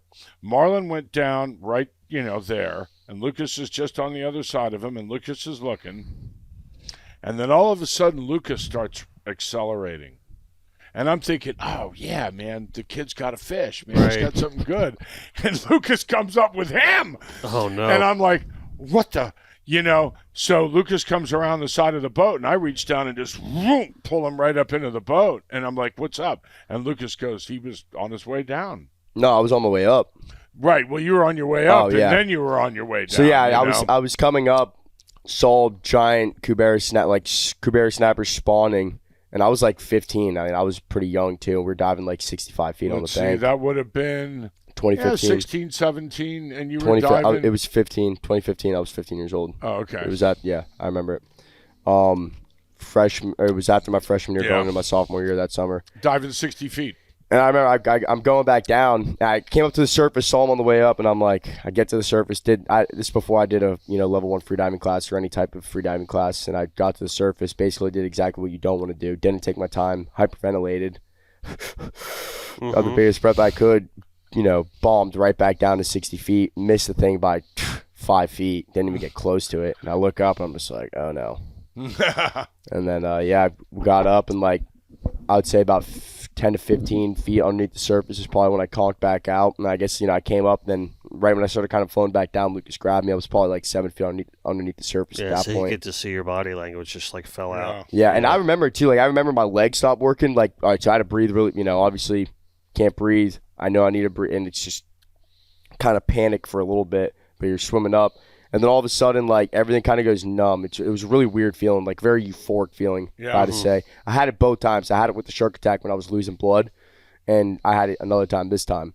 And I'm looking at my friend, and we're making eye contact, and I could tell he knew I was screwed, but there's nothing you could do. Just, keep swimming at that point. And my legs went numb. I was kicking, couldn't kick anymore. Then all of a sudden, it was euphoric, and I'm like, whoa. And I got my, my pulse spear over my shoulder, and I kind of reached my hands above my head to, do one of those, and because my legs were paralyzed, and I did one of these, and all of a sudden it was just my arm shut off, and then I'm just staring at Lucas, and then I kind of just remember, I remember kind of waking up before I got in the boat, and then I remember just waking up midair, then hitting the deck, and then that was pretty I'm wild. getting a twofer today. Yeah. Wow. Well, this just happened to That's a guy. crazy. This just happened to a guy in Stewart. We lost a diver last weekend. Yeah. Gone, man. They were up at the Halsey. And who knows where they were? I don't know what happened, but Cameron Kirkconnell. Mm-hmm. Have you ever had Cameron on your podcast? No, I'd love to. You need actually, to get Cameron on your podcast. I'd love to have him on. He is a gem of a human and just a wonderful guy who's got. Can you hook that up for me? I can do my best. Yep. Yeah, that'd be great. He is a very nice guy. I've only met him once or twice. Yeah, I follow him on social, and he's an awesome dude. We have really had a lot guy. of conversation. He brought Zach Brown down to fish with him. Oh, really? Go tuna diving in Costa Rica. Oh, nice. Yep. On the War Party. Mm-hmm. No, Zach Brown and his girlfriend at the time, Cameron Kirkconnell. And also, was awesome. Stale Cracker. No, that was Hans. Oh, Hans, gotcha. Yeah. Gotcha. I have to finish the bouncer question here. So he continues on. Says the ongoing issue of losing fish to sharks is one thing, an attack on your son is another.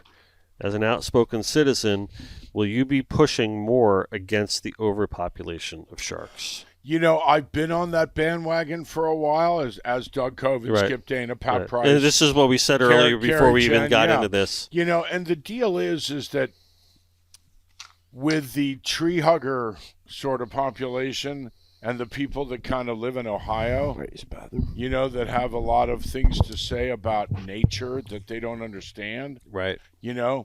And people don't get it. People don't. Here, let's go. I go to the Rankin off Stewart with 2 blacked out live wells full of live chummies, start chucking live bait. I got 200 or 300 blue runners around the boat.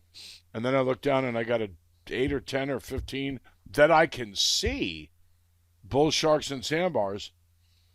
And I got to get my electric motor in the water. Yeah. So I don't run up to the bow. I crawl up to the bow like an old fat man and friggin' gingerly get this motor in the water because I ain't walking up there standing up. Mm-hmm. I look at death all around me, and it's a real issue. And, it is. And then the conservation issue. You have boats that, like he was saying, that go out and you catch, you lose 20 snapper to catch 10. So that's 30 snapper. Yeah. That's a conservation issue. Back to the point of, I hope the wrong person doesn't see this. They shut down fishing because they're going to give the sharks the priority because of the stardom. Right. The Jacques Cousteau. I'll use Jacques Cousteau's name. Sure. Drop that one. No, well, I can't drop the other one. I understand.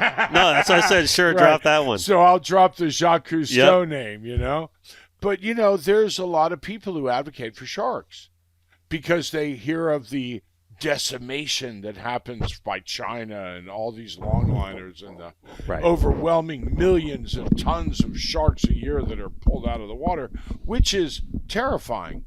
But, that being said, let's talk about the commercial shark fishery in America that doesn't exist because you're not allowed to fin them. Which I thought also brought balance to the whole aspect. Right. Well, you used to be able to fin them, not throw the carcass over, but at least fin the shark, take a DeWalt cordless drill and drill holes through the fins, zip tie them to the carcass. Mm-hmm. So if you do get pulled over, or if when you go to sell these fish, these plugs, you have the proper number of fins corresponding to that shark.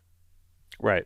Okay. Now, not finning them, I believe it was from Thomas, in the one or two conversations I had with him, Osborne, or one of his cohorts up there in Jupiter, said, we lose 30% of our holding capacity. Yeah. Because shark fins are rigid. You can't bend them. You got a dorsal and two pecs. The rest of them don't matter. You can even leave the tail on. It's just a long, but let's cut the tail off, cut the dorsal, cut the pecs, and then you can zip them together. And, okay, I come in with 40 plugs, and I've got, 130 or 140 or whatever the corresponding number, 120 fins. Good to go. I mean, what's so hard about that? I think the recent laws that passed and the bills that went through just made it such an uphill battle. Yeah. For us to even fight anymore. And there's no real outlet for them. No. So the first outlet I'm going to say is the U.S. prison system. Because why not? You've got one shark can feed 30 people. Mm-hmm. So, okay, we got a big outlet there. And then whatever else you want to do with them. But, we could harvest sharks and feed fried shark to, inmates. Right. Which isn't a big deal. I've eaten sharp nose. I've eaten blacktip. I've eaten mako. It's all good. It's good. Sure. So if we could set a quota and then, start processing sharks to that quota. And it takes a lot of skill and ice capacity to process a shark. Each shark needs roughly 200 pounds of ice.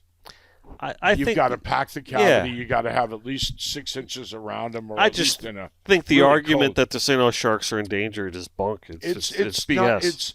They might be endangered in other parts of the world, but are they endangered? They're just not there. We have created fish. Yeah, people that are saying that obviously have not been to the Caribbean. Right. We have created fishing stations for them right off our coast here. Every wreck, reef, rock pile, ledge is a fishing station or a feeding station. A feeding station for the sharks. At 2 Tropical asks, basically, how do you shift your mindset from survival mode to storytelling of successfully overcoming your terrifying experience? Are you having any traumatic flashbacks? I had one really bad nightmare. Okay. It was right when I kind of came off all the pain meds and I started having dreams again, I would say. I just had a really weird dream of I was bleeding out, and then I woke up in just a straight puddle of sweat. Really? Yeah, it was pretty weird. But it's like a nightmare. Other than that, and that's where I got to go back and credit my past experience to it, because I've seen so many different encounters with them that this happening, I knew what would happen if I did fall in there.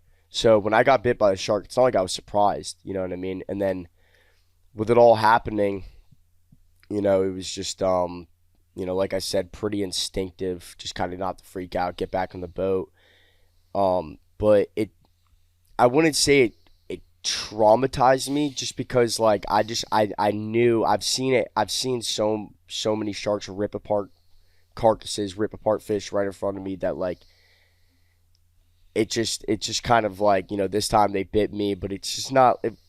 It's hard to describe it as like being really traumatic. I mean, it was very, very traumatizing. Like, it was scary as shit. Don't get me wrong. I'm not trying to say like, oh, I'm not scared at all. Anybody would be scared. Don't give a shit who you are. It's just like I'm not going forward. I'm not going to look at it and be scared. That being, I've dove. I've had so many shark encounters doing that stuff. I've never been bit. Right, and I like the fact you're already back in the water. Yeah, I don't know if your dad likes that, but if I I'm all could for it. Get back on the horse. Yeah, I mean, as soon as I Or the can, shark. as soon as I can, start working on boats again. I got a trip planned this summer to go up north to fish tournaments up there. So as of right now, I'm just focusing on getting better before that. Good. So I can go do that. Good. Yeah, Good. the boat he was on called him and said, "Hey, you want to go to the Bahamas next week?"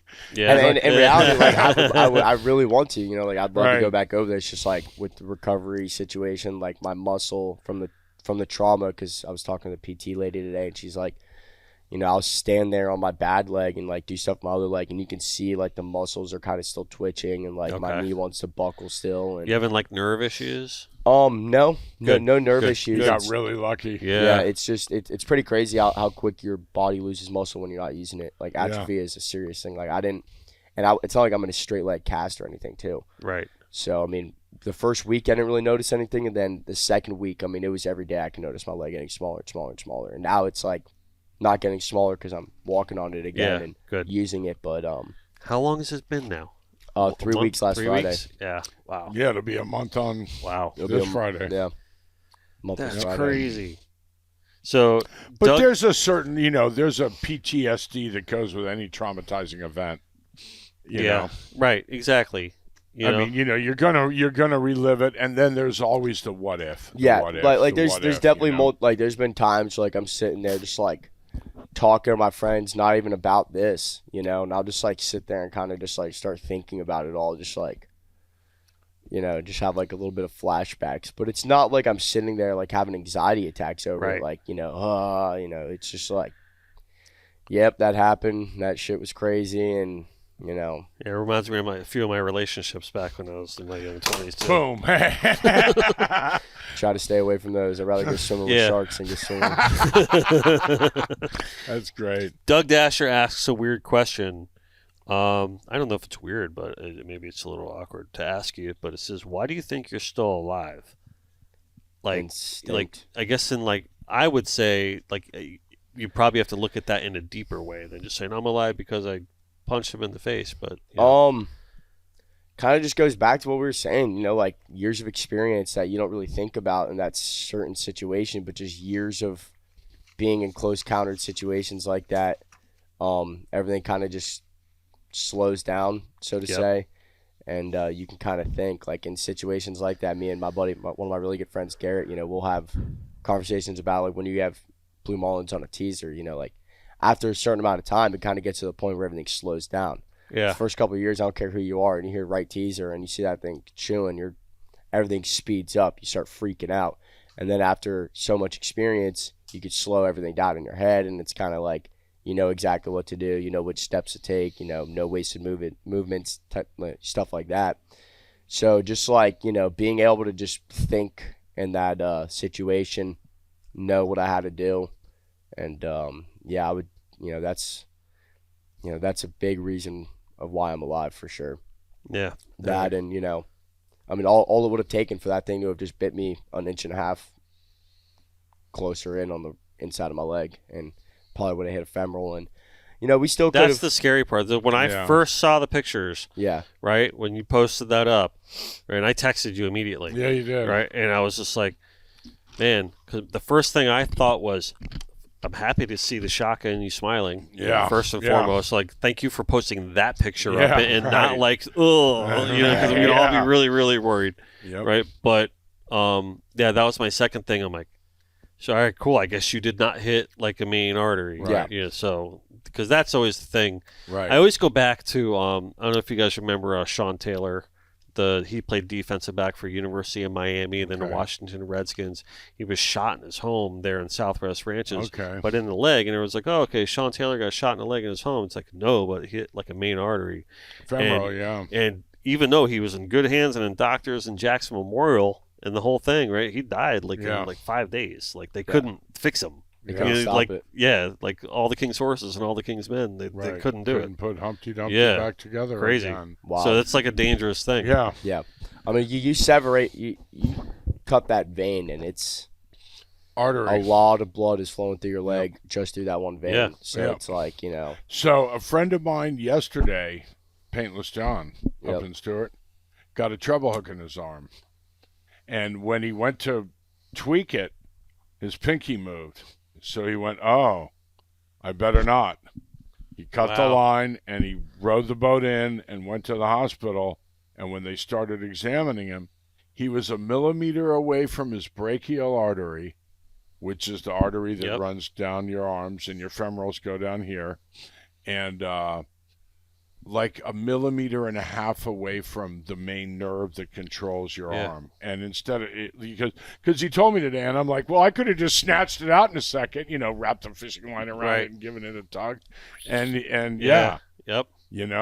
Crazy. And so it's I mean, back to your point, we can take a hit, but we can't really take a bite or a cut. Yeah, you look at football players. Yeah. The hits these guys sustain are just insane. Yeah. But just that can end it. Once you open up. Yeah. Yeah, once you open up, that tells a different story. That's for sure. And also, now it's probably as good a time as any to be like, if you're a captain, if you're a mate, get safety certified. Yeah. Go through the process. Because if you're in the middle of nowhere, I mean, you're the doctor. Right. Yeah. So I'll say this. I got my captain's license in 1985, and we had to take a first aid course to get our initial license, but they don't require it for every renewal. Yeah, they should. Yeah.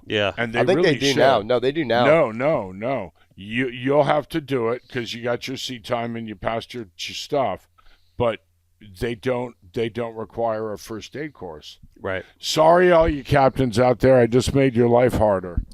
But that's it. Yeah, well, listen, the captain's the law out there. Right. That's the last line of defense. I mean, there's no question about it. I mean, I would hope that if I'm out on the boat and something happens to me, that captain is trained certified. Right. Yeah. I got a dirty rag I can wrap around your leg. Right. Exactly. we had this one guy in Costa, and we were catching tunas, and everyone's they're all having a good time drinking and stuff, and that's another thing with fishing. It's like you got a bunch of guys that don't really do much physical activity whatsoever, right? And you give them a nice tuna on stand up, 70, 80, 100-pound yellowfin. I don't care who you are, I think it's gonna smoke you for a little bit, and they get it, and you haven't done anything in a while, and you're running the risk of a heart. Let's say the guy has a heart condition. Yep. Boom. I mean, there's people that have dropped dead right there in the cockpits just from that. So we had this one guy, and he's like, he goes inside. I didn't really think anything of it. I'm like, oh, he's beat. Guy just caught a nice tuna. We start running in. His buddy comes out and he goes, "What's the protocol for a heart attack?" And I'm like, I stop everything I'm doing. I'm like, what do you mean? Like, are we good? And he's like, yeah, well, he doesn't have, the best heart, blah, blah, blah. And I'd run inside, whip out the defib, and just, like, get everything kind of ready. Yeah. And, like, I'm just like, you good? And he's just like, I could see the guy, he looks pale, and I'm like, I'm right here, Yeah. And, with a defibrillator, I mean, like, obviously I'm not doing it, like, now. Like, the guy's still, like, he's good right now. But they got a code, yeah. And then it's scary when someone's life is in your hands. Yeah, and I was just like, maybe take like an aspirin. I've heard that can help for blood thinner or whatever. Right. So I remember he took an aspirin or whatever, but he ended up being all right. But that's the thing, though. Like things happen. Yeah. Like And don't you want to know what to do? Right. And just knowing an aspirin can make the difference. Right. All right, let's listen. We've beat the whole real serious talk to death here. So we're gonna have some fun questions to end this whole series of shenanigans and debauchery, right? So our good friends at Seacoast Uniforms says, "Did you deter the beast with an old left-right hook to the nose, or what?" So these are some of the funny questions. The one that hit me up. Well, the first one when he grabbed me, I fell on top of him, and I remember like feeling its fin kind of like go by me and like kind of like hit me in the arm, but it wasn't like I hit that one directly, what I mean? It was kind of just like fell on top of him. And then so you were swinging. Yeah, I mean, I was flailing, I would more say, because like at that point there was so many sharks around me, like I couldn't I didn't know when or where I was going to get bit next. That's what they say. Like, you stand still for the shark or whatever like that, but you're in a situation when it's already on, it's on. You got to do what you got to do. Yeah. So then I got my left hand back on the covering board, and when the one hit me, like I was like this, reaching up like this, and that's right when this one hit me. And right when that happened, I just started flailing this arm as hard as I could, probably 3 or 4 times. Reached up, grabbed it, and then in I went. All right. Jason Harrington, our good friend Jason Harrington, says, "Do you have every line of the Thresher speech memorized from Jaws?" Yeah, right. I actually got to go back and watch that movie. It's been His eyes roll back. Yes. It's probably been about 10 years. You were on since the I've seen Indianapolis? Jaws. Hey, Quint. I remember last time I saw that movie, I want to say we were on like a road trip going up to Georgia or something. Could be. Yep. Yeah. I was like 14 or maybe even younger. Robert Shaw, man, I'll tell you what. They say he was wrecked, drunk out of his mind every time, and he had to like fly back to Canada or something like that after filming. Really? Some weird gig, yeah, that he was kind of in trouble in America or something like that. Yeah. But there is With no epic one performance. No one could have done that part. Right. When he's scratching his fingernails down the blackboard, I'll catch him. $10,000.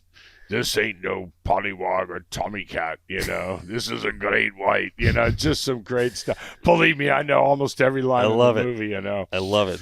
The whole thing, the whole Indianapolis story. That was one of the greatest moments of film of all time. I wouldn't go clamming in Great South Bay in knee-deep water in 1977 when that movie came out. I was born in 74, and I saw that movie. I wouldn't even swim to the deep end of the pool. Yeah, exactly. All right, Tim Richardson. Timmy. Explain to us who Tim Richardson is to you. Timmy was the first captain I ever went out of the country to work for. And credit to Timmy, I learned more on that boat than I have on any other boat on the Chaser 48 GNS. Best boat I've ever worked on. Probably best boat I ever will work on. Yeah, he wants to know, why are you called Swab? So when I first went down, I went down to go fish with Garrett. My dad chartered the Chaser, and that's how I met Garrett and Tim Richardson. Garrett Penley. Garrett Penley. Greg Penley's son. Okay. So I go down there, and me and Garrett kind of hit it off. I was the unbelievable VJ was down there too, and I was working on with them a little bit in Stewart, and I was basically just telling Garrett, like, hey man, like I want to do this. This is kind of, this is what I want to do for a living. So he's like, hey man, that's awesome. If I ever need any help or if I think of anything, I'll let you know. So a year goes by, and Garrett hits me up, and he's like, hey man, do you want to come down here and help me out? I could use some help. Kids say you're going to get paid a lot, but you're going to learn a lot. And I was like, dude, I'm there. Mm-hmm. So I fly down there, and, we went from Puerto Rico to St. Lucia, a couple stops on the way down, fished the way down. And then we came back and we went to Puerto Rico. And in that time, they showed me the movie Captain Ron, and they started calling me Swab. Gotcha.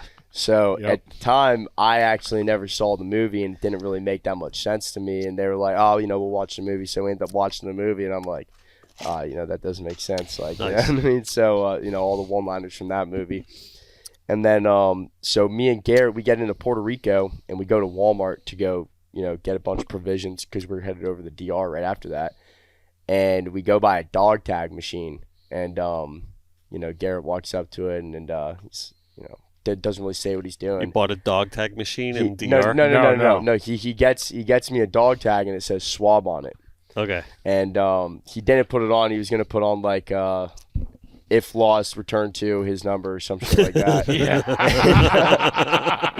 So then, so I had this dog tag on. It's on my keychain for my for my keys and my car in Costa. But I wore it on my neck for probably 3 years after that, and it's pretty funny, like I remember Timmy. So then the following year, Garrett, it was when COVID happened, and Garrett's like, hey man, I'm not going to go work for Timmy this year. I think you should, go down there. And so Timmy had me come down, and I was, that was the first time I was ever, my own first mate. I had a lot of learning to do. I was really young. Mm-hmm. Credit to Timmy for putting up to me. But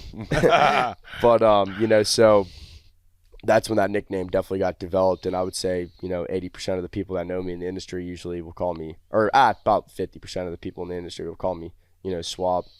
So it's a good nickname that happened from a long time ago. Nice. Yep. You realize shameful nicknames are nothing but a form of love No, and I love admiration, it. right? I love it. So what happened was I've known Greg Penley for a long time. Right. So Pat Ford and my wife and I and Pat's gal went down to fish with Timmy and I didn't know who his mate was. Mm-hmm. So we're on the boat and and hi, I'm Rufus, and Garrett goes, I'm Garrett, and blah, blah, blah. And so later on I go, well, tell me your story, Garrett. He goes, well, I was born in Costa Rica and, yada, yada, yada. And I'm like, Costa Rica, Garrett, what's your last name?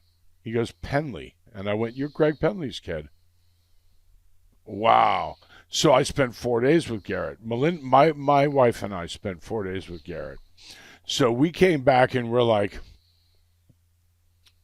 and Garrett are going to be thick as thieves. Yeah. We just got to make it happen. So like a year later or 2 years later, I called Timmy and said, hey, can I come? We're going to come down. We're going to bring our son. And I just wanted to introduce Marlin to Garrett, and my wife did the same. Yeah, cool. And it was like, are you on Instagram? Yep. Boom. Do you like girls? Yep, definitely. Do you burn? Yeah. So it's off to the races, Right.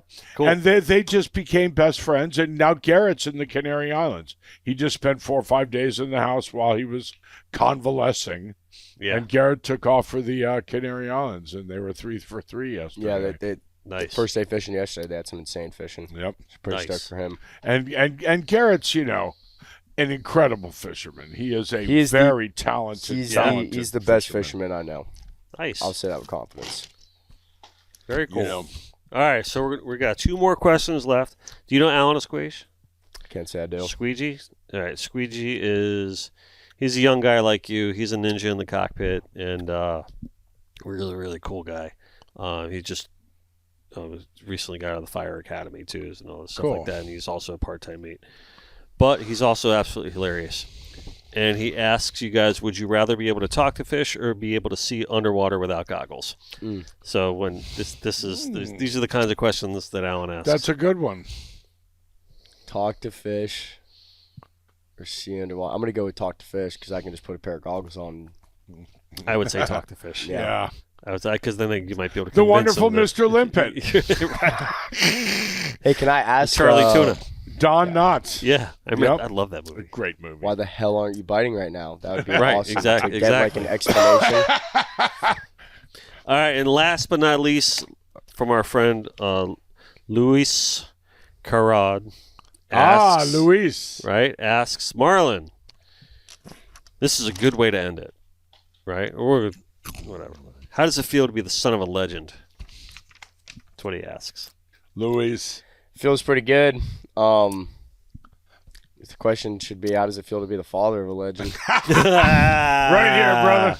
Right here, son. There you go. Yeah, exactly. I love you. It's great though. I mean, You know? like I said, I credit most of the stuff that I've learned to him and putting me in the right spots to learn the things that I did doing this stuff. So, it's awesome. I definitely would not be where I was or where I am if it wasn't for him at all. Yeah, So. that's good. I It's remember- funny because we say oh, that's a joke, son of a legend, but it's true. Right, I mean, And no, thank but you. listen, there are many people in your position that would have loved to have grown up with a father like this. Yeah. Absolutely. No doubt about it. I remember one day he calls me from, I think you guys were in the Bahamas, and I want to say Hook Harmeling was on the boat. Okay. And Marlon's like, Dad, Yeah, it was. is there anybody you don't know in the industry? And I went, not really. I mean, but then again, I'm the only Rufus Right. that does this, I mean, like people so- would come in and I'm 5'9", 160. No facial hair on my face. This is Papa Noel. Yeah, and right. then I'll just be like, do you know a guy named Rufus? And, oh yeah, we know Rufus. Oh, that's my dad. And they're just like, yeah, all right, dude. I'm like, all right, I think so. But it's definitely, as I got into it more, it was just like, dude. I remember calling you after that. I'm like, do you not know? Like who do you not know? It's been crazy. Yeah. Well, listen. Unfortunately, we're going to have to end our soiree here. But not a problem. listen, you survived the shark attack. Yeah, man. And you're here. I'm glad you're here to tell the story. This is awesome. And let's just say God pretty bless cool. you, man. Let's just It's say pretty freaking cool. All right, awesome. let's Yep. just leave it at that. All right, Yep. it's cool. It is you live cool. to tell the tale. All right, Yep. let's take it from that point of view. Yep. And in all the traumatic talk that we discussed and all the other stuff like that, and I'm inspired by the conversation that we had today, Mm-hmm. by how well you're taking this. Yeah. And I really mean that, like, because listen, for not everybody it would have ended up the same way, psychologically speaking. Yeah. Right, and you're handling it like a champ. Yeah. Right? I appreciate that. That's admirable. I appreciate that. That's very admirable. So, Yep. and I want to thank you for coming here and sharing your story. I appreciate it. You know, it's definitely good to not so as much vent. I've been doing a lot of that lately, but just to kind of like get it out to people that at least know and have seen kind of what we do, and are more associated with the water than the average Joe that I hang out with, and right. just And going it out could on be Friday cathartic night. too for you, to come on and tell the story and just like kind of just lay it out all on the table. Yeah, I mean and it's everything like nice, because like a lot of people like, that they really want to know like how did you fall in? It was just a stupid mistake, stupid Yep. mistake. Yeah. That's all. that. All right. Well. And I want to say thank you for the shark attack hats. Yeah. There you no, go. that is- You like that? That's awesome. yeah, man, it's We'll have to awesome. refine the logo a little bit Yep. more, so there's a little shark biting out Yep. of there. Well, Yep. we'll have to, it's just something to throw together quick. But That's awesome. We'll make Thank it better. you. Yeah, man. Of course. Love you, man. Yeah, I love you too, Rufus. Thank you very You much rock. for everything over the Oh, years. man, it's our pleasure. and just And you got to bring your family up to the fish camp. yes, absolutely, Absolutely. Yeah. Please come up. definitely. know? And then we got to get out. Yeah. Yeah, for sure. It's time. Yeah, nice. Yep. All right, I'm gonna sign a couple books for you guys. Thank you. Right, and then you already have. You need to sign my bar. We'll do. Yep. All right, so you can't walk out of here without signing the bar. So, Sounds all good. right, and we're gonna end this like we always do. Your ego is not your amigo. Always do your best at the end of the day. Just let God do the rest, and do not ever forget. No matter where we are, no matter what we're doing, we're all Connected by water. you got it. Hey. There you go.